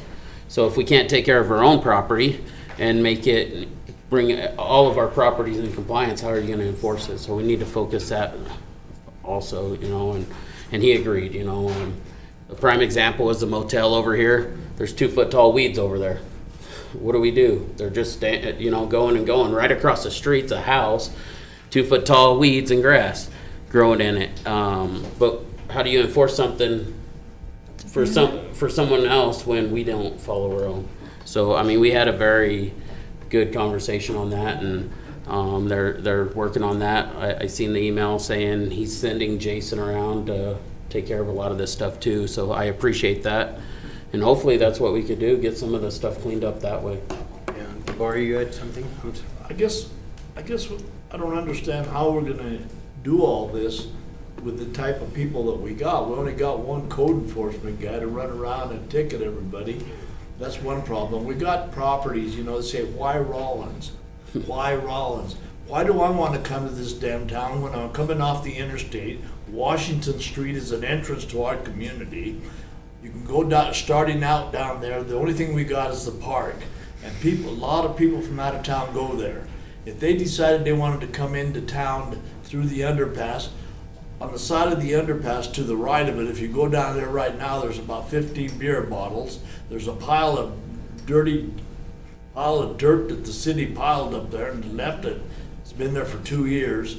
Those kind of things are why do I want to come to town? If I come to town, I want to see that it's half decent. It ain't, a lot of it's private property, but we got a piece of property over there, it's 5 lots on the left hand of Washington Street.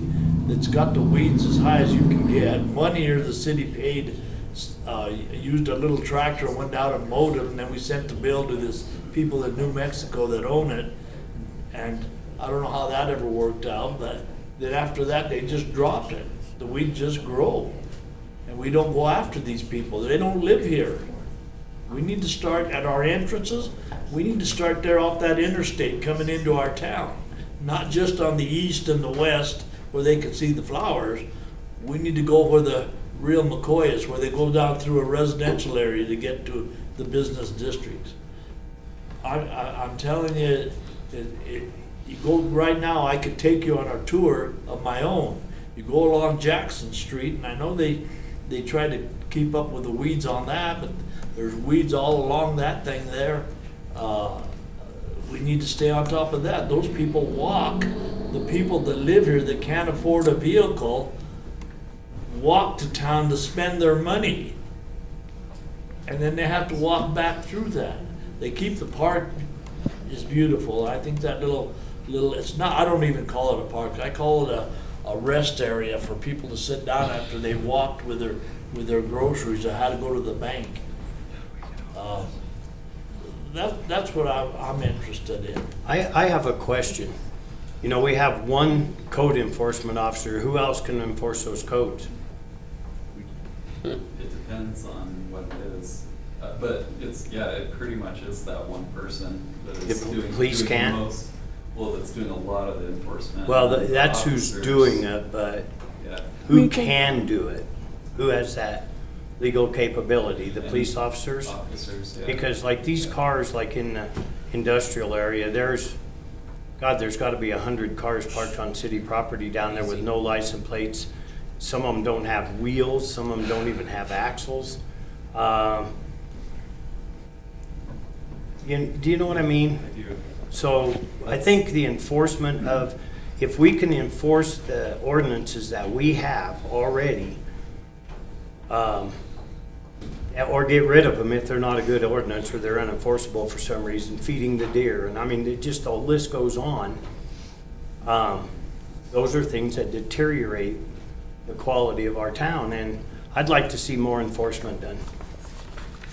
How should we go about it? Ask the people that can do it to do it, and then expect them to do it.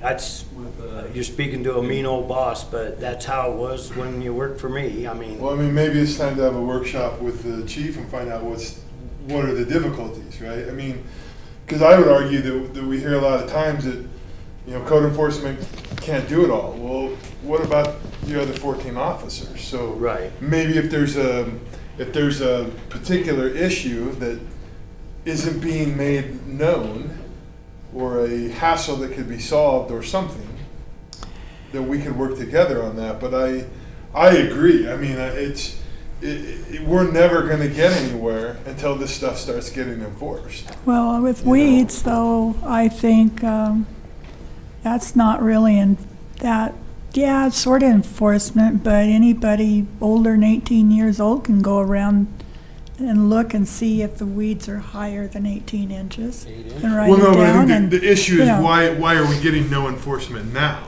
Yeah, but Right? I'm just I mean, saying, even, if we needed even in more my help. ward, I've got a situation where 2 people were given parking tickets. We were told that we were going to educate everybody. That never happened, but 2 people still got tickets while nobody else did.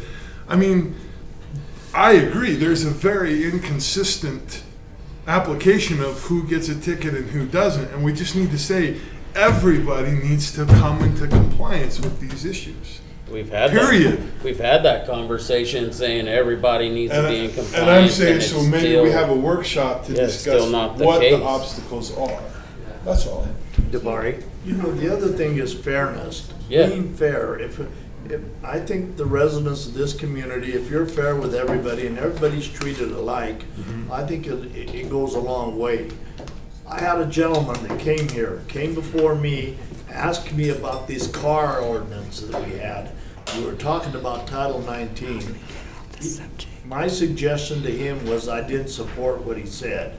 He wanted me to do away with this ordinance.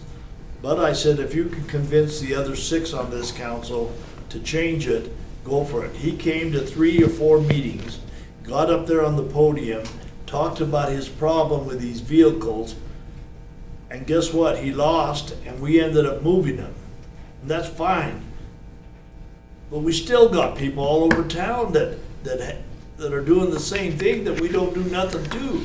So to me, that's pick and choosing, you know, what we do, and we can't be doing that. If we're gonna go down to the industrial area and ticket all these people and stuff, that's fine with me.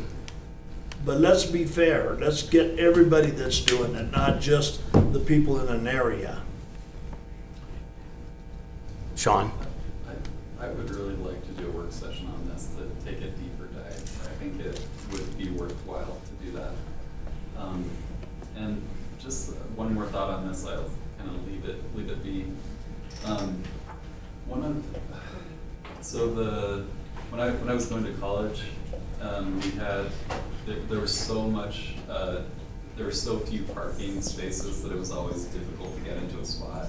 People were always, going into a spot they weren't supposed to. And it was just the expectation of the university. You knew if you were gonna park in the wrong spot, you knew you were gonna get a ticket.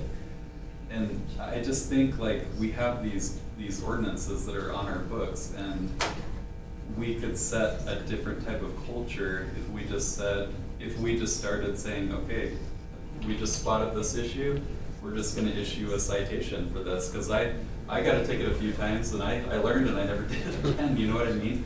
we can change the culture and just, you know, people would start learning that, oh, if I'm out of line, I'm gonna get a ticket. You know, we could change that and really change Rawlins, honestly, if we took a different approach. That would be harsher, but people would then learn, this is what we do here. We want a clean city, and we've elevated our enforcement. Part of the quality of our city, or the lack of quality, if you will, is just lack of enforcement of some of these ordinances. Honestly, they park every which way. They put vehicles that don't have license on them on public roadways, and I mean, just the list goes on. The weeds is a tough deal because they grow so darn fast. I get that, but I'll tell you a little story. One time I got a deal from the city saying, cut your weeds at my warehouse or else. And there was this big packet of papers and all the threats, and it made me mad. And I went for a ride, and I came back, and as I drove past, I thought, my place looks like hell. I need to do something about it. They're absolutely right. And we cut the weeds. Looked a lot better. I felt pretty good. But then some of the city property didn't look so good, so I took pictures of them and set them the same ordinance and told them you had 14 days to cut your weeds. And so I can argue both sides of it, but we just have to, we should have a workshop on how to better understand, or how to, there's so many of them. I mean, gosh, you could go out and write 1,000 tickets a day for a while. So we might have to do cars or junk, or we might have to come in waves, but I think a workshop would be good to get an understanding of how we can do it effectively. Lynn just mentioned that August 16th could be a time when we could do a work session. Okay? I'm good with that. Everybody else? Yeah. I got one more thing. I'm standing outside the door right after our council meeting. A gentleman comes up to me and starts giving me the crap about the weeds in the industrial area. He says, look at that building right there. That belongs to the Daily Times. Look at the weeds growing out the side of it. Why aren't we doing something about that? And how do I answer him? How do I tell him I support going after these weeds? And that's all I can say. I don't go out and pull weeds. I don't enforce the ordinances. We hire staff. We pay them monies to go out and do that job. And if they can't, they need to come back to us and say, we can't do it because we don't have these tools. And then it's our job to get those tools for them. Hey, real quick on that subject, is there a number can someone get a number of how many community service hours we have that's been put forth and stuff like that through our court system and stuff? So, things like that would be a very good tool to utilize to do this kind of stuff. We used to do this. And all the time, they used to take them down and clean up the garbage by the banks and 287 bypass, all that stuff, and it helped the beautification of our community. So I'd like to see some numbers. I'd like to see some numbers and see if we can start that process happening some more. Well, we need to find out the legalities of it, and so Wendy will, just one more thing to look at. Well, it already exists. It's a thing. The problem is we have to make it optional. We cannot order someone to do community service, so when people get fines, we let them know that you can get so many dollars an hour towards your fines if you go do community service. And we have a program set up where they go to Gale, they say they sign up for community service. No one ever shows up. They end up paying their fines because they don't want to do the work. We have the program, we pump the program, nobody takes advantage of it. And I cannot legally order them to do it. The way they used to do it is when I was growing up in Rawlins, is if they throw you in the slammer for $50, they would pull you out and they'd have you sign a little waiver. They'd throw you in a truck with the guy, and the gentleman just take us at city property only. We would cut the weeds. and we would work our fine off. We've had a couple So of they don't, changes they since already then. showed up. They showed up and the judge sent them to the slammer. Then you get them out of there and you say, would you like to get out? I had a guy that this last week talk to me about that. We've made a couple changes since then, so I can't do that anymore. Well, I'm It's telling you, considered that's the way they public did it. I don't shaming, know. too. It's Well, I won't That ask you is- if you had personal experience. Councilman Garner? So you said nobody signs up for it. Can we adjust that rate to make it a little bit sweeter deal to, oh, hey, I don't know what the rate is. If it's $5 an hour to pay it off, well, maybe we pay. I try to walk the fine line between getting community service done and continuing the revenue stream for the Right. city.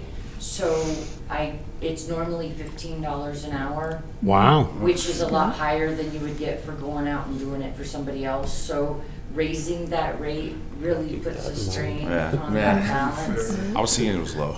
No, it's Seems pretty good. Well- $15 an hour that we offer towards the fines. Yeah. It's just nobody wants to take advantage of it. I wish it could be mandatory, because it used to It be. used to be. Yes. And I know that it would take the nonsense right out of your head, and I never had any, by the way. I'll tell you, I remember having to do community service plus pay fines. Well, and there was a There's time no- too, the community service, when you were doing that, I would notice the kids would duck down. And then pretty soon, they're out there like, hey, look at me, man, you know, anyway, there wasn't punishment anymore. You had something, Jason? I do understand what Wendy says about, taking away from the city revenue streams. I did run a successful community service program for over 15 years, and it takes some finesse. I'd like to maybe it's time, maybe things have changed, maybe it would work now, and maybe it didn't work 10 or 15 years ago, but, and I get that it's not mandatory, but they have an opportunity to, instead of paying a fine, they do community service. And then I'd be happy to head up this program. They come and they meet with me with their form, and we schedule, we come up with a schedule with them. And if they don't want to show up Thursday at 10, like is on the schedule, then we don't mess around. And we send them back and they pay their fine. It's you either work and do what you said you're doing, or you get sent back. And maybe I'm wrong, I hope I'm not, and it doesn't work, and then we go, well, we try it again. But those are my thoughts anyways. Can I ask because- you to work with Wendy on that and Sean, Probably and kind of Sean. see Calls. what you can Part of what I would maybe come up like to with do to is be- recommend? Right, between myself and my staff, maybe move forward so that it's not so much on Wendy's plate, but get her authorization and get her buy-in, Well, it and then we doesn't can, work that way in the criminal system. So it is offered as an alternate. If they choose not to sign up for it, there is no program. So we are encouraging it by making it profitable for them. But if they're choosing not to sign up, there's literally nothing we can do about it. Yeah, I And get even that. if we have this in place where he's willing to go out there, if nobody's on the list, there's nothing you can do about it. I know in Casper, they have a big program like that, and it, a lot of the, like Joshua's House, it's a place that feeds people and stuff like that, that a lot of their workers are on that, because I just know, and it has actually got some people some pretty good jobs, because they quit being in the basement drinking beer, and they went out and got noticed, and somebody said, hey, you're a good worker, I want to hire you. You know what I mean? I don't know, there's a program there that maybe we can There's also, think about. there is also powers that the state has that the municipality does not. At the county attorney level, we can assign people to community service, especially juveniles, through diversion programs. However, I do not have that power in municipal. Well, Sean, would you mind visiting with like the county attorney and talk to him about our need of volunteers and see if, if they're looking for a program and Jason's willing to do it? Because that's not something everybody can do, is run a bunch of knotheads. We're not Boy Scouts. Yes. Also, and I was just telling Jason, I was contacted with the Crisis Center before with their diversion program, and I think that Volunteers of America will have a similar program through the county attorney. And they actually used to have an individual who ran that program. I don't know if that exists anymore, but that's a good contact. She now works for the county attorney. Okay, perfect. So yeah. Yep. No, not Rose. But anyway, there's something there. And one thing just to add, and the reality is they're not all knotheads, because one of my first things in the interview when I met these people is like, do you have any trades? Do you have what's your background? I got plumbers, I got contractors, so I put them to work in that realm. Sure. And actually, I ended up hiring a couple over the years. That one of them is the park superintendent back where I moved here from. Yeah. Well, and everybody makes a mistake, and so, you know, I paid the price. I'm sorry, I have to go. Okay. I'm already Mayor. past Well, thank you. my timing, so I apologize. I would like to answer Sean's question of an hour ago. I think that town halls are awesome. The couple that I've gone to, I think, while we don't get a whole lot of folks, the water one did, but I think the exchanges within those, like the dog park and the other skate park one, the kids, they had kids participate, and it's a great way to get community interaction, and I was really impressed with those, so. I think they do good too. Councilman Garner? I was just gonna say the same thing. The feedback I've gotten from the community is, I think the town halls are probably their favorite thing. The feedback's always, it's very positive. They learn way more than they've learned from most other things. And they like the fact that they can ask those questions. It's so interactive, and you know, right there they're getting instant responses. So that's same feedback. Sean? Is it okay if I move on to? Yes, please. community economic development? Okay. So I've got Pam up here, and Nate was not able to be here tonight. He's got a family thing that's going on. So complete and implement economic development plan. Yeah, so we just want to give you an update. We want to thank Andrea, she writing the grant and getting that funded. That was great. So that is obtain the grant. We're working with the final draft on doing the final tweak. Andrea again worked on that base, and then Nate and I are finishing the tweak and hoping in the next couple weeks to get that out for a bid. Of course, Tom ensuring the grant funds, matching funds are there. And so that brings us down to publishing the RFP, which will go out in the next couple weeks. So And this is for exactly what? This is for the economic development plan that was through the Wyoming Business Council, and it is actually going through and getting an assessment of what our community, from an economic standpoint, would be our, what are our assets and what we want to recruit for. Okay, thank you. Yeah.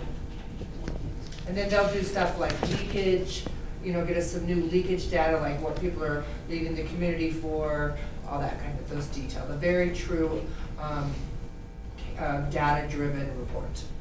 And a lot of that's available through the Wyoming Business Council, so we're not gonna be buying something that's free, right? No, this will Okay. be one report that'll be specific, very detailed information, and that's why it's taking us longer, because we just don't want a report that we can slap on Evanston's name, or, you know, sometimes we get plans that go on the shelf and we don't ever use again because they're so generic. So we're being very detailed and very specific on what we're asking. For us, yeah, For okay. us. Good, thank you. Why Rawlins? So why Rawlins? We are going to have a town hall meeting tomorrow night. It's going to be a lot of interaction, so please come. It's at 6 p.m. at the Jeffrey Center. And Nate will not be able to attend, but we set up a really good program for tomorrow night. And so we are moving on that. The survey is out, so if you have not taken the survey or asked someone else to take the survey, please move forward on, there's 5 simple questions on that. Briefly talk just a little bit more on that. Just one of the things we wanted to do that we talked about is how we'll preface the conversation, because I know, you know, everyone's focus right now, residents are just water, water, water, right? Yeah. And so we want to tell them, like, this is more than like, it is a problem, and, you know, like DeBarge was talking about, like, why Rawlins, it looks ugly right now, you know? But this is more than that, it's kind of looking beyond that temporary issue. Yeah, so I think with the announcement yesterday, I'm gonna be spearheading this, White Rawlins Town Hall meeting tomorrow night. And I really wanna open it up with letting, Sean make a statement about the water, because I wanna be in a positive, like Darryl was saying, that we wanna be, and get some good information. But also I wanna explain, at the initial, before we start doing interaction, is that this is for identity, this is for longevity, this is for down the road. Yes, right now we're having a situation with water, but there's a group of qualified people working on this, on the water. This is a different group, Nate and I, and all of us working together, that we are trying to get us figure out our identity so we can move forward for sustainability. So I want to start the conversation, let's get the elephant out of the room, because they may come to just complain about the water, and that's not what we're here for. Yes, we're addressing that. Yes, we know it's a challenge, but this is a whole nother thing that we as the city of Rawlins are trying to become a better in other situations. So we really talked a lot, Sean and I, today, that we want to address that, get through that, and then move to the exciting, because there are so many great things happening in this city. I mean, there are a lot of things that we are super proud of and should be proud of, and I think sometimes it gets buried. So my focus to start tomorrow night is to really show that we have great things happening. Skate park, dog park, we're moving forward, on different things, and so that's going to be our focus tomorrow night. I went down to the Francis Presbyterian. Yeah, that was so great. I went in there because as a kid, I did some things there that, but anyway, having done that, I was talking to the pastor there, and he said, come on outside. He said, I'll show you something. And he said, you're working on it. The sidewalk there, I don't know if it's a city scraper or whoever did it, broke the curb there. That's one. So then my wife said, well, let's cross the street and we'll go take a picture from that dance hall towards the church. I look down and I see that crack going all the way up that sidewalk. To me, that's something that should have been caught when you guys were doing the work, because we hire a contractor and then they're bonded and they got a certain time that they got to fix these problems. And of course, when the date passes, it's nobody's fault. You walk through it, it looks nice, and a month later it's doing something that it shouldn't be doing. We can't go after the contractor anymore. That looks like, to me, it was bad quality of concrete that they used. It's too early. I mean, we just put that not too long ago. Well, in to answer that specific question, Jabari, is that corner has been redone, those two corners have been redone twice. I know. So we did write a CDBG grant to address those curb and gutters. And of course, we've had to prioritize on the community development block grant money, but that is on our radar. That's for safety, for just curb appeal, but that is something that's out there. Yeah, and I don't know if it's a winter problem, where we allow people to clean their own snow or what. We actually hire a company. DDA hires a company to take care of that. So that's something I'm looking for funds outside, since we know we can't apply for the CDBG money. But we had applied for $500,000 to take care of some of those sidewalk issues. Okay. We're working on that. Yeah, and he mentioned that you had been talking to him, so I know you were on the job. I just wanted to mention, I seen that and I said, gee, it hasn't been that long and they did all that work and then it's coming back to haunt us again. But anyway. So the next item is create and maintain an inventory of properties for development. Yeah, so I'm going to just briefly go over a few of these. Some of these have been started. I think the biggest one that is high on the radar, which Lou is sitting back here, but it's 6.3.3, which is a dangerous and dilapidated. I think a couple of the council members sit on that committee, but I know that Lou and Ariel and Blaine are really working on that dangerous and dilapidated property inventory. So on that list, putting that together. Right, and I haven't been to any of the meetings due to other engagements I've had. So it's been Ariel and Blaine. So that's working, and then also move-in ready. We have the move-in ready list for the downtown area, and I'm actually working with Nate to show him the database that we're using so he can extend that to the outside the district. Create a quality experience for incoming and existing businesses. Yeah, so we have started on quite a few of those. The monthly collaboration meetings we've met. Right now, of course, we don't have a Chamber of Commerce director, but Leslie, myself, Yvonne, and Nate have worked and started working on collaboration on what, where I say this all the time, there's gonna be times when I'm in my lane, he's in his lane, Yvonne's in her lane. Sometimes we're gonna carpool and work on. So I think so far I think it's working really well. So the next thing is create an informative webpage. Again, I want to give a shout out to Andrea. She got the base or gave some information. I know that we had questions with Josiah on how many pages we could add to our existing Civics Plus. So we've got a start on that.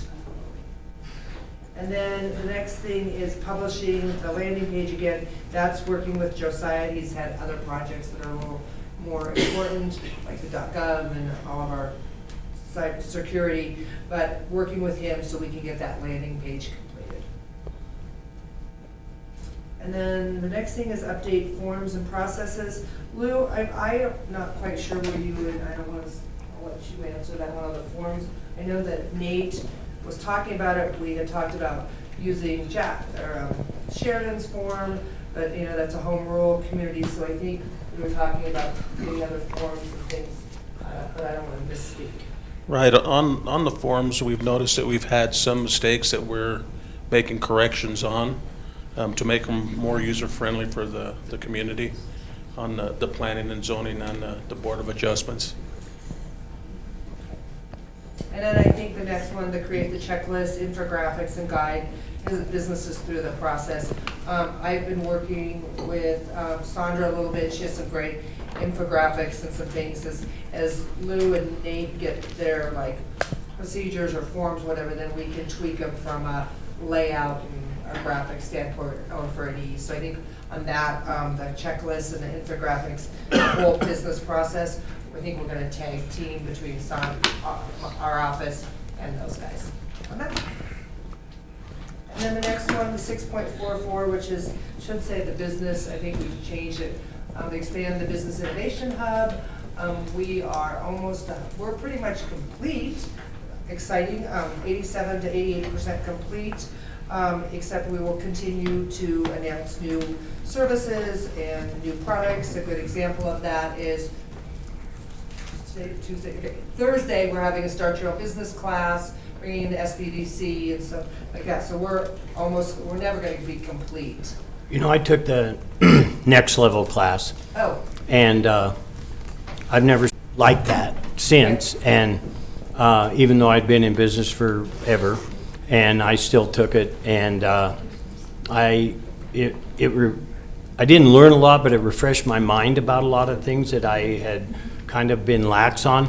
I'd like to see, that was a really good program. You know what, I took that years ago, I forgot about that. I think you and I are probably in the same class, because it's only taught 1 year, I think. Yeah. But it was it was taught 2 years. But it was a really good program, and if you didn't know anything about business, by the time you left there, I think you could go open a business and be successful. You know what's really great, and this happened, Stephanie and I kind of tag teamed yesterday on, we're going to be having to start your own business, but I was, getting documentation for workforce services yesterday at the job fair saying, the WIOA program, which is Wyoming Innovation and Opportunities Act, which pays for college. I was just getting resources, so when you have these start your own business classes, we would have, okay, here's a way to get certifications or funding. Well, then all of a sudden, ding, ding, ding, Lori Herod or Lori Amaro was there with Blue Cross Blue Shield, and then we met another lady who does the enroll is insurance. I mean, these, if somebody wants to start a business, so we really I actually felt like I took as much away from the job fair yesterday to actually benefit our Start Your Own Business classes and to benefit the Business Hub as I did just doling out saying, come to this class. So it's just, to me, you're always learning, you're always innovating, you're always getting resources for yourself or for whoever you're servicing. So I feel like we're really on track with the hub. The other thing I did want to tell you in that list of hub stuff, the Business Innovation Hub, is we will be having, and I mentioned it, is the Startup Challenge through Impact Carbon County, and that should be releasing in the next week or so. That is an Impact 307, Impact University of Wyoming program. So we have to announce it when they announce it. So they have an executive director. So that'll be coming. We're hoping to have a $50,000 purse to start your own business. And that is through the Hub and Impact 307. So that's all that's moving right along.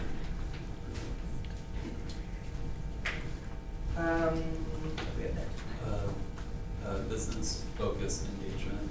Yeah, so I think we're starting to see more of that. I have continued to meet with people. I know Nate has met with a few people. Lou has met with people on really focused topics for development or for community development. I had somebody in the Hub this morning, and she is a business owner, multi-generation, and John had a chance to meet her today, and she's just really trying to do something different with a family legacy business, so that was exciting. So I think that one-on-one engagement, I think they're either coming to Lou, coming to myself.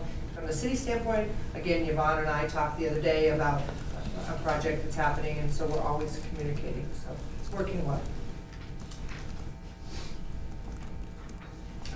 Event competition for businesses to display their products. Yeah, and that's something that Nate had brought up about that he'd love, like within, like, you know, after we get these start your own business classes and everything, to have an event, kind of like an expo, to say, this is all the really cool things that people are making or distributing or manufacturing. So that was a really neat idea that Nate thought, just to have a competition similar to the Startup Business Challenge, and maybe have that after they've done the business challenge.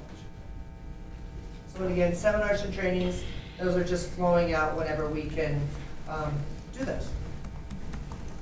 So the next thing is identify programs and incentives to become more business friendly. The first thing is developing criteria, standards, and/or programs to receive incentives to develop in Rawlins. And part of that is going to come out of programs and suggestions from the Economic Development Plan. That is one of the specific, in a rural community like ours that have wind, what are some of the incentives that we could offer? And they'll also look at the state level. If something it's not that Andrea or I or Nate or Lou don't have, or missing, that we would put those, we would have learn those from the Economic Development Plan. There's also a plan I'm working on at the state level about building your developers from the ground up. It was a class I took at the National Main Street Conference. It was amazing, and I've turned it over because I think the state should run the program, and then all of us EDOs, economic development agencies, and everything should take the program. But that's a state program about building your developers and teaching how to develop a property, whether it's a housing development or a business. It's a little different than a start your own business, but you know, just taking someone who really wants to start flipping houses and maybe they don't have exactly what they need. So that's a new program I'm super excited about, that we're gonna start at the state level and break it down to the lower level. And then funding mechanisms, of course, next month, I think we're gonna have, that's already on our radar, and getting some people in to come and talk about TIF and all those from AIRS. So that's an update on that, that's happening. And then invite successful businesses from outside of the area to do presentations to local businesses.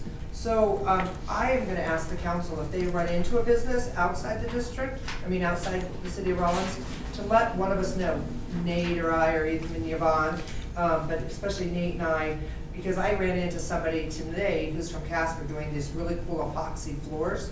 And I know that Craig isn't doing anything like that, and this guy is working down at the Rawlins Class building, or the old Shopco building, and I was almost late to council because he's doing the coolest floor in there with epoxy and concrete.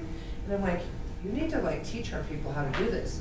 And so again, reading that, so that's a really good example. Tonight happened, I just got a little nosy to see what they were doing in the Shopco building, but learned about this really cool flooring epoxy process. So, any questions on programs? There's just another comment too. Daryl had mentioned a business in Saratoga that can do low-income housing. They're building them, and they have a program to do that. Yeah. And I reached out to them and set up an appointment with a big group of us so that we can. We'll talk about, okay. Oh, Yeah, yeah. no, that's fine, yeah. So On the housing, yeah. And then I've reached out, we're kind of jumping, that's at the end, on a housing program, but Smart Dwellings who's putting some housing here in Rawlins also. So the one that you set up, so there's two different housing individuals that are kind of looking around Rawlins. Broadband. So there's a lot of broadband money coming down the pipe, and you can see on my comments, we were waiting for the business council to approve the rules. We have approved the rules now, so I think those applications come out, so August 15th. So I kind of have, Andrea's super busy on water stuff, so I'm kind of tag teaming with her to make sure on broadband and outdoor rec, kind of making sure we're not missing any dates or opportunities. So we're going to have, if we want to do enhancements and we qualify, we're going to make sure that we're ready to go on those. It's nice to hear that we're doing a lot on economic development. From the last meeting, it sounded like we didn't have anybody in Rawlins doing anything, and Saratoga's booming, and Sinclair's building, working on their projects, and everybody was doing something, except we kind of just looked like, Yeah, we have what are we doing? Yeah, and we're gonna go to projects next, but there's so much that we're working on and trying to make better and, you know, be smarter and have purpose. Yeah, well, I appreciate that. Yeah, thank you.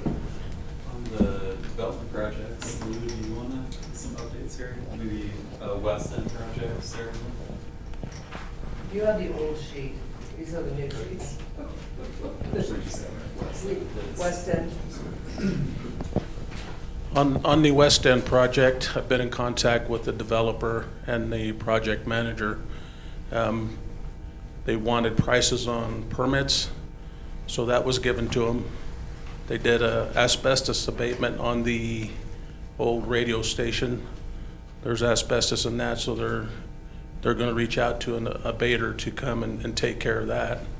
They've got comments from YDOT on what's required on their end. So that project, I feel, is moving very well.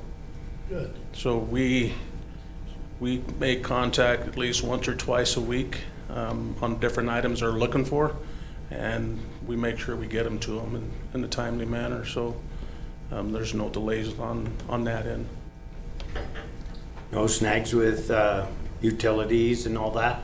They've already done utility work. They've met with Rocky Mountain Power out on that end. The water lines in the front. So as far as the infrastructure for that development, it's like everything is set in place. Oh, that's good.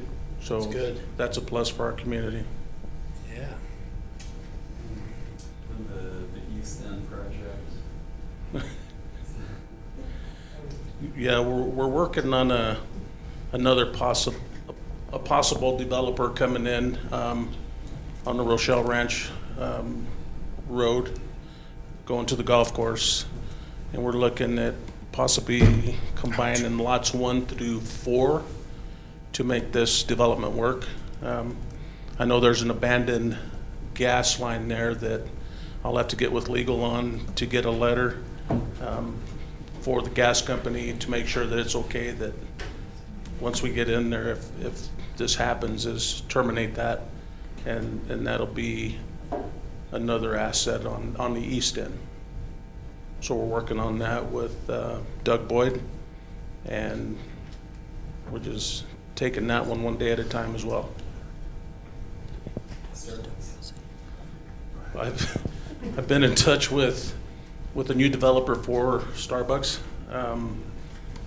I had a message today that we could get plans as early as the middle of August, get the changes done, and start construction the end of September, and be done by March 1st. That's good. So they bought the plans from the other previous developer, and they're making changes. Instead of having 2 drive-throughs, they're gonna have one. As we all know, going through McDonald's, that's a nightmare with the 2 windows. So I think that's another possibility there on that end. But they sounded really promising. They're working on 9 of them now across the eastern states. They're working on one now in Kansas City. The company's based out of Kansas City. So they're chomping at the bit, ready to go. That'll be coming to planning and zoning again? Is that? As far as I know, and I don't know if legal can correct me if I'm wrong, but I think that has already been passed to planning and zoning.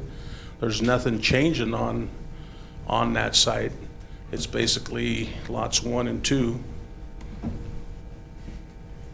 If there are no changes to what was already sent through zoning, it does not have to go back through again. Right, so they're just gonna change that garbage enclosure, instead of it facing the west, the gates, they're gonna change it to where you come in through the approach, pick up and then go. So I think that's ready to roll as well.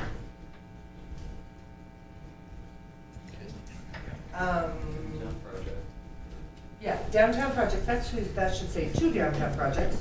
Of course, one of them is the Ferguson, so we have met with a boutique hotel group that is potentially interested in that property. And so they've actually had 2 visits with us now, so that would be great. We would not hold the building, we would actually just do some stuff and then sell it to them, but hotel owners. So that would be fabulous. And then we also, and Lou and I are working on this one, we do have someone who is interested in the Wyoming. And so even as bad as it is, so we'll see where that goes. He's a developer out of Cheyenne.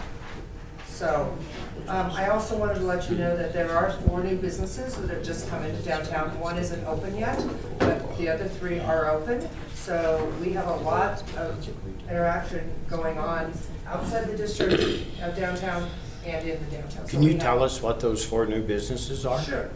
So one of them is, she is a healthcare provider and an art gallery just in Heidi Cleveland Larson's building. So she actually took the spot beside the chamber.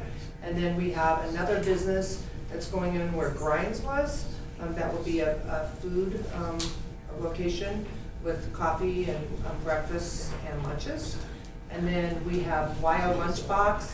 Well, Kim Gale actually went in 2 doors up from the post office, and she actually has a boutique, clothing and hair, and then she is working with us on how she can figure out to bring YO Lunchbox at least once a week to downtown to where she could park that. So she brought all 3 of her businesses back into the downtown. And when I started 16 years ago, Kim was in the downtown, right on the corner at Tropical Race. So it's really cool.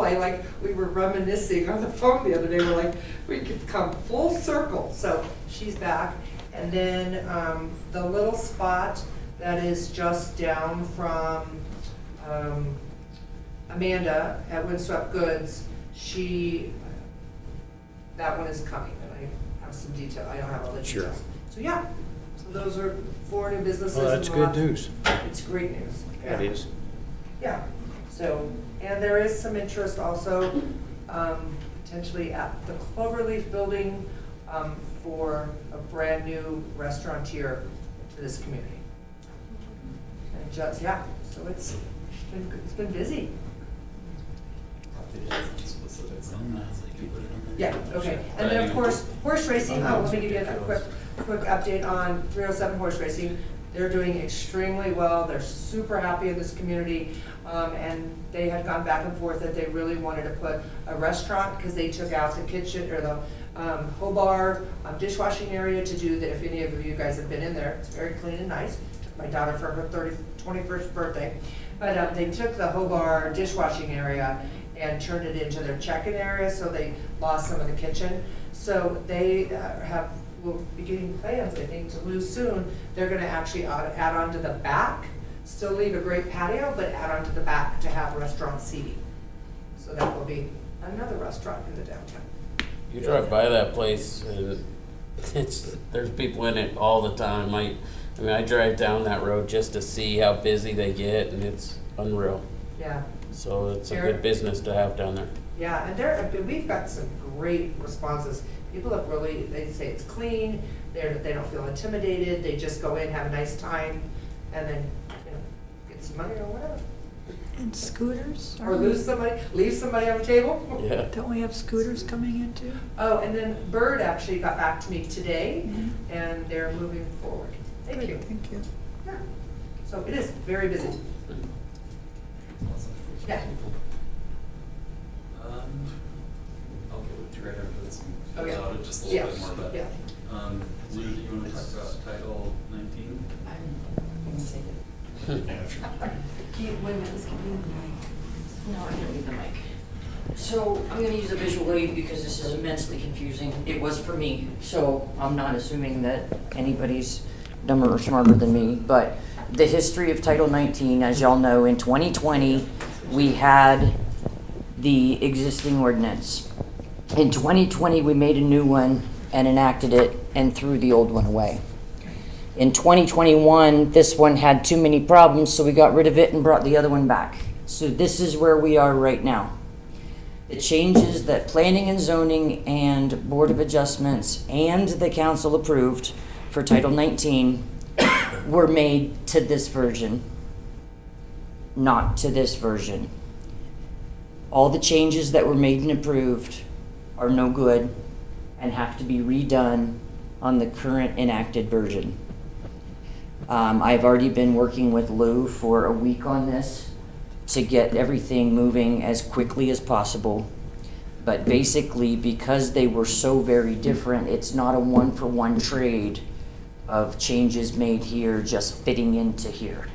The same changes will be made, but they're gonna look completely different because the structure of the two ordinances are completely different. So, not great news, but Lou and I are working together on it to try to get it as quickly as possible back through the system. So that is my bad news of the night.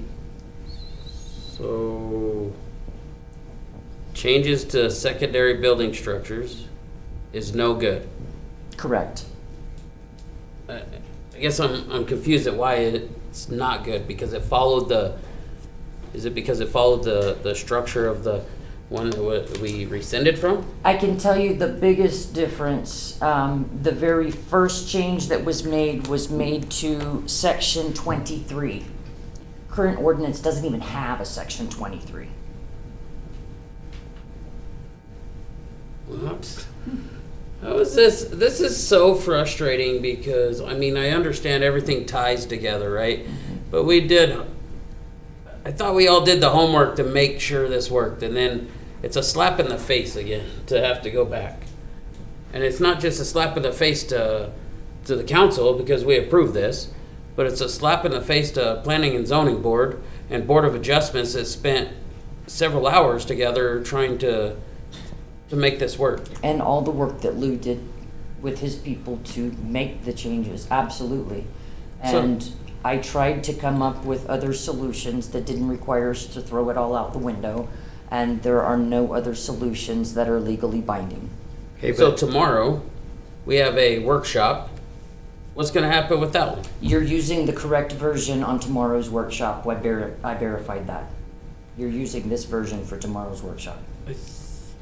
I thought we originally started using that version we rescinded to in planning and zoning for the secondary building structures, and we talked about moving adding to what it was at that time. So I'm thoroughly confused at how we got a version that's not even in the works of it to work off of. I understand your question. Obviously, I don't have an answer to that. I don't know how that version got started. The only thing I can tell you is that I identified the problem. I'm working very hard with Lou to get it done quickly. Where's this that's all I version can come from? I'm sorry? Where's it come from? So we had the Title 19 that we rescinded from. And we went back, since there was issues with the Title 19, and we rescinded from that and went to the version that we're using now. So the intent was, when the changes were made, then we're gonna be drafted into the one we rescinded from. Since that's no longer valid, then that's like a moot document. So that document right now don't even exist. So we needed to put those changes into that version. Into that one there. So, And the same changes can be made, it's just not a one-for-one swap. Those changes are very, well, not easily made. Those changes can still be made to the version we're using. It's just not a page-for-page swap. So that's what's going to take a couple minutes to get fixed. so when we change those there, I know one person that applied for a building permit got it for the new version. Where's that at then? Yeah. I mean, is that still a valid building permit or? I advised that because this has been contemplated as a change and the change has been approved by the council, that any permits that have been submitted up to the point that the council approved it can be varianced in as approvals. Any received from this moment on have to wait for the ratification of the new version. Okay. Because it is not fair, something that is intended to be put into place. It's not fair to the people who relied on that and put these permits in. It's not fair for them to wait another however long before this is fixed. I appreciate that. So- That puts my mind at ease because I've had two boxing matches with two different people and it got cured and then Yeah. you're scaring me here, but I appreciate how you're handling that. That makes sense. I ran So it through the city manager. He was okay with us doing that. I think that that is a fair way to do it. We will put a halt on any that come in from here out until we get this fixed. Sure. But it wasn't fair to the people who had already submitted, relying on this being good. Okay. Being a variance, is it, Sean, okay to just to say, okay, it's okay to go, or does that have to go through a board of adjustment and stuff like that now? The way I interpret it is that if it is in alignment with the intent of the changes that we can't actually use, so long as it's not outside that, it can actually be approved through the city manager.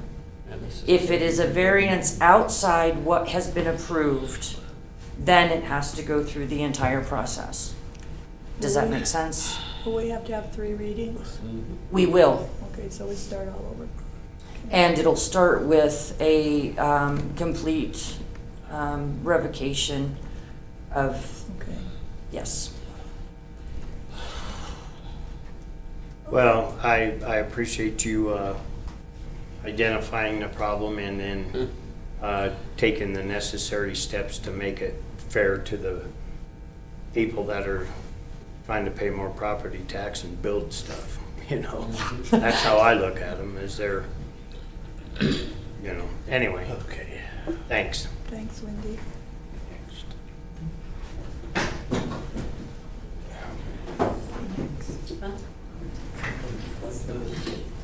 Is C1 and C2, is that tomorrow?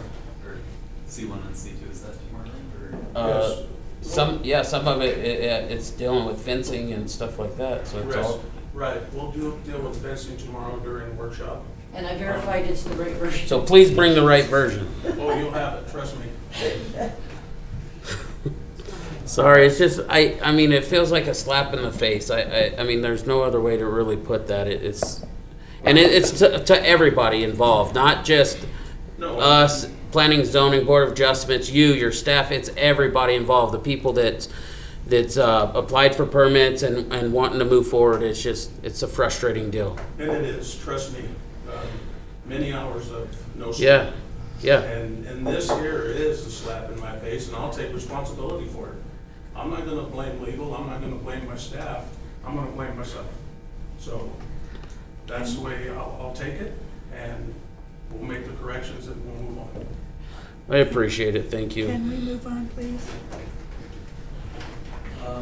The next item that we have is revamp and increase recreational programming. Oh, wait, can we talk about the downtown? Oh, did I say something? Yeah, I just want to give you guys an update. This is the downtown skyline project, which is where we are going to light up all the tops of the buildings, the skyline, whether it's 4th Street, 3rd Street, 2nd Street, city buildings, community buildings. So we have raised, through Passion and Pride's, $90,000. Before the cost of increase of electrical supplies, we were on budget and we were ready to completely, I mean, it's gonna look like a runway from I-80, I mean, every top of every building. And so we are about $50,000 short now with the cost of wiring and the lights, the actual physical product, and working with Jeff from Acme, keeping me abreast every time on how much pricing is for electrical. But we were $50,000 short. The DDA volunteers, the committees have come together and have a solid plan to raise the additional $50,000, and we're hoping that we will be able to rock and roll. And this will put, literally, we have to make sure we're okay with all the lighting, but from the planes landing, but we're gonna see us lit up when you go down I-80. So that'll be exciting. Yeah, and that's a completely funded program with industry and property owners, business owners. It's just been a Passion and Pride project. Who pays the light bill? The individual property owners. Okay, just curious. Yep. Yeah. Great question. Yeah. Yeah. It's amazing though what it figures out to be. Like, let's take Rasmussen's, because we've calculated it out. Her bill will increase like $10 a month. Yeah, LEDs are. Yeah. So they'll come on at dawn, they'll come on at dusk, they'll go off at midnight, they'll be on a timer, they'll be on a photo sensor. So they'll only be on anywhere from 3 to 5 hours. But yeah, like when we calculated the watts and everything, Rasmussen's was like $10 a month. Oh, wow. So 120 for the year to just, so I'm super excited. I would have really wanted to have this summer, but with the additional funding that we needed to get for $50,000, we just had to go back to the drawing board. Yeah. It's gonna be amazing. What? Is this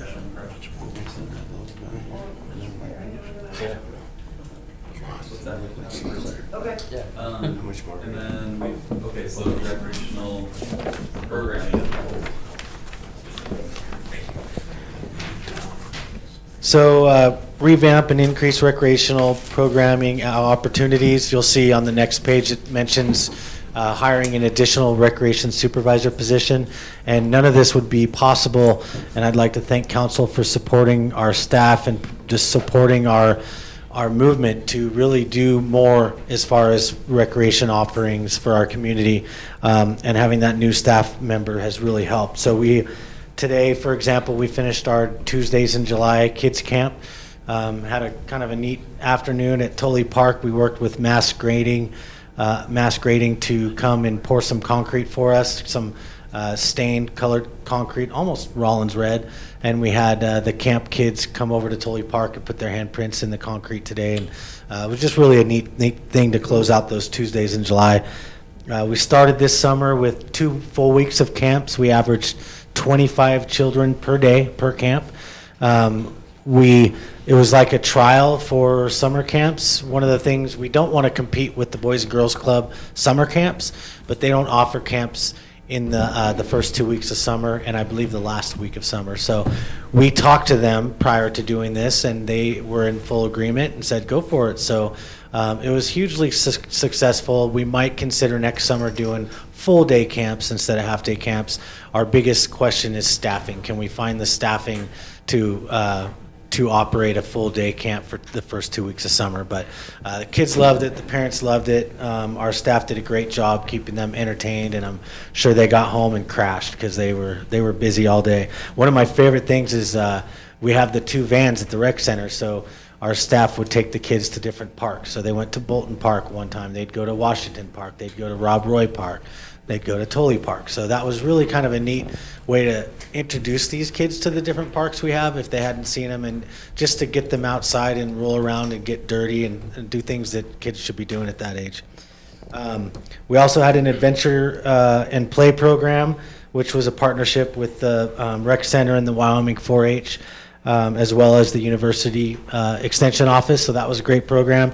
We brought back our youth and adult trips, which have been successful this year. We've done them in the past. We did not have the staffing to do them, plus COVID kind of knocked those out for a few years, but we brought those back and they've been successful this summer. So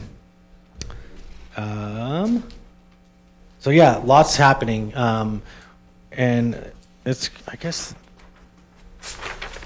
I'm going to bring up, I thought it was written here, maybe I'm just overseeing it, but we are looking at implementing roller skating.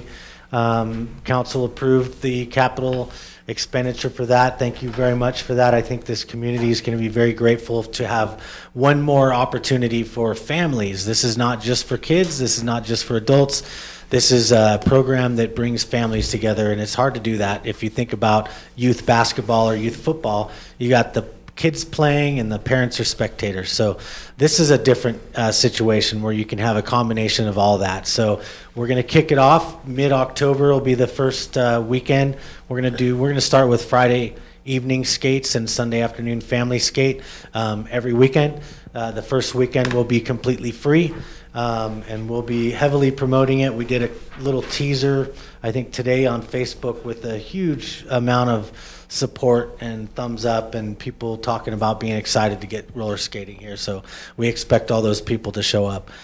So, oh yeah, so the other part of this is we're going to offer birthday parties, which we're really excited about, give families another opportunity for kids to get together for a birthday other than just swimming. I mean, the swimming is a great way to do it as well, but here's another opportunity. So, and I really, I think that's going to help, you know, really this is to revamp our recreation programs, but also we have 2 years now of this community feedback survey, and a lot of it was give more for teens and more for families to do, especially in the winter months. Well, what more perfect way?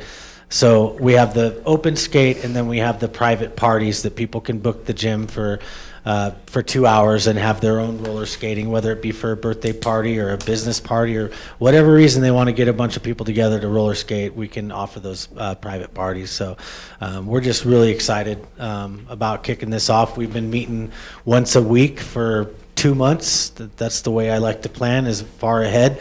And so our staff has come up with some really great ideas. And we want to be thorough. We want to cover all our bases. We've reached out to other municipal skating programs, so other cities that offer roller skating as well as private, just to make sure we're on the right track. So I feel pretty confident that our staff's going to carry out a great program. We're looking forward to it, and council will definitely hear more. We have more ideas, but we're trying to keep it a little bit like a surprise. We don't want to give too much information, but we want to let people know that roller skating is coming to the recreation center this fall. Next here is developing MOUs with facility and or facility use agreements between other local agencies. I guess our first go about this was working with Wendy, and Wendy did most of the work to get an MOU for the use of golf carts for the county fair. So that went through well and is ready for this Friday for the county fair. They're going to borrow some golf carts, but we have a memorandum of understanding what's the city's responsibilities, what's the county's responsibilities, and it's very clearly written. We're going to do the same for Little League. We're going to do the same for the Generals baseball team, and we're going to do the same for youth soccer. I believe that anybody using our facilities, we should have a facility use agreement that says, hey, this is what the city will provide and do, and this is what the, let's say, Little League will be responsible for. So we're going to actually meet with Little League and the Generals since their season's over. They're doing All-Stars right now for Little League. But I want to meet with them so they're part of the process. And it's as simple as, you know, Little League participates in a field preparation training offered by the city. So when they're out there prepping the ball fields and raking the infield mix, they're not doing so without getting water down. They're not letting all that dust up in the air, and the reality is that dust is actually clay, and the more you lose all that clay, the harder the surface becomes. So it's just a clear understanding. And so last winter I had hopes to do it. I did not end up having time. but I've already kind of gotten started on a draft for this year. So this winter, we should be good to go. I'll bring something to council for consideration, and then we'll basically put it to use next spring when the sports teams start up. Meet with traveling sports teams to consider hosting tournaments in Rawlins. One of my staff members was gracious enough to put together a contact list. So I have that now, and I have in my calendar, I think Friday, to start reaching out to schedule a meeting. So we want to meet with these traveling teams and these youth sports groups to see if there's interest in bringing tournaments into Rawlins. This is an idea that Daryl Garner, council member, shared with Sean and myself, and we met and discussed it. I think it's definitely a great idea and something worth pursuing. So just to give you a quick idea, if let's say it's youth soccer and they have a state tournament, or they bring in a big tournament, traveling team tournament, they'll bring teams from all over the state and all over northern Colorado and more. And guess what? That fills hotel rooms. That brings in more revenues for our local restaurants, and that brings in more sales tax dollars for the city. So it's really a great thing, I think, that we'll pursue, and we'll be starting that here soon. Jason, on that, what I'd like to also is, if that happens and those come in, to work with the CCVC, Cranberry County Visitors Council, have them have packets for them, have them have the list of restaurants ready to go. So yeah, those are additional. Great idea. And then just the last thing, we already talked about the recreation supervisor position. The weight room revamp is in here. People are really enjoying the new weight room, and I want to throw this out there, kind of a little tickler. We are going to host this fall a almost 35th anniversary for the recreation center, because it's actually 34, so we're going to do almost 35th. And we're going to have a week of activities and events and membership deals. And we're going to kind of showcase the recreation center, because we have new carpet, we have new hydration station, drinking fountains throughout the facility. The gym floor, as we speak, is getting completely resanded and refinished, all new lines and everything. We have the new weight room, so we want to showcase that to our community, and we want to really start selling or encouraging people to get those memberships. You get a discount in recreation programs, and it's a great deal to stay healthy and fit and active all year long. So you'll see more information about the almost 35th anniversary of the Recreation Center. Okay, and I think to close out community and economic development, and we touched on this a little bit, is the Housing Authority Program. And super excited, like Sean and I talked a few minutes ago, is there's a couple developers, Smart Dwellings is very interested in doing infill. So that is different than the housing developer that we're going to meet with next week, which he likes to do new development. So I think it's a good combination that we would have a developer coming in. I know Marie Chalene used Smart Dwellings. They're on their second home here, but that's an infill project versus the other contractor would be a housing development. So that's going on. And also you can see over in the big notes, if you click on it, again, at the National Main Street Conference, we learned about a Kansas rural housing financing program, and it's really amazing. So when Governor Gordon was here a couple weeks ago, I talked to him because it would be a state program that he wants to maybe spearhead a task force with WCDA and maybe this is changing some legislation, but he was just really excited to have this model that we could use, because my favorite thing is let's not create, let's just R&D, which is rip off and duplicate. So that's really exciting to kind of get some traction going on some housing projects here in housing in Rawlins. Any questions? Sounds good. Thank you, Tom. We just do our little exercise one more time. If the council has any suggestions or thoughts on community and economic development, we welcome your thoughts. Are we going where we want to go? It's really hard to quantify economic development. It always has been, you don't know whether it would have happened with or without the encouragement or whatever, but I think all the things that I'm hearing, we're doing all the right stuff, and the only way to not succeed at economic development is to not do it. And I think you're doing a great job, and just keep it up. just keep all them opportunities out in front, and it's like fishing. Sometimes they bite and sometimes they don't, but it, you know, we are doing the right things as far as relaxing some of our requirements. We're more inviting. I think by some of the things that's going on in Lou's office, we're doing economic development by correcting some of those things, and then just being inviting, and everything you talk about's right, Pam. So I second what you just said about Lou too. Like I've talked to certain developers, our West End that came in and they're like, "This is the best experience I've had with the city," and that's awesome. That's what we need to capture them, you know. But I just, in conclusion, I would say we have just listening to this and kind of taking it in. We have such great people doing great things, and it's awesome. I agree.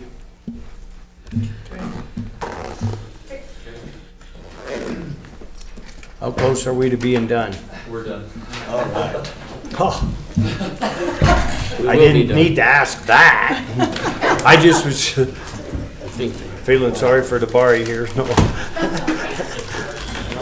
My butt is killing me. Well, I need to get up early and leave town again. What is this? Is this mine? I was gonna ask for something. The morning after my party, I've been dreading that trip to Denver. I don't know why I agreed to do that. Economic report sounded a lot better than last week. Well, she's Well, but it ain't her job.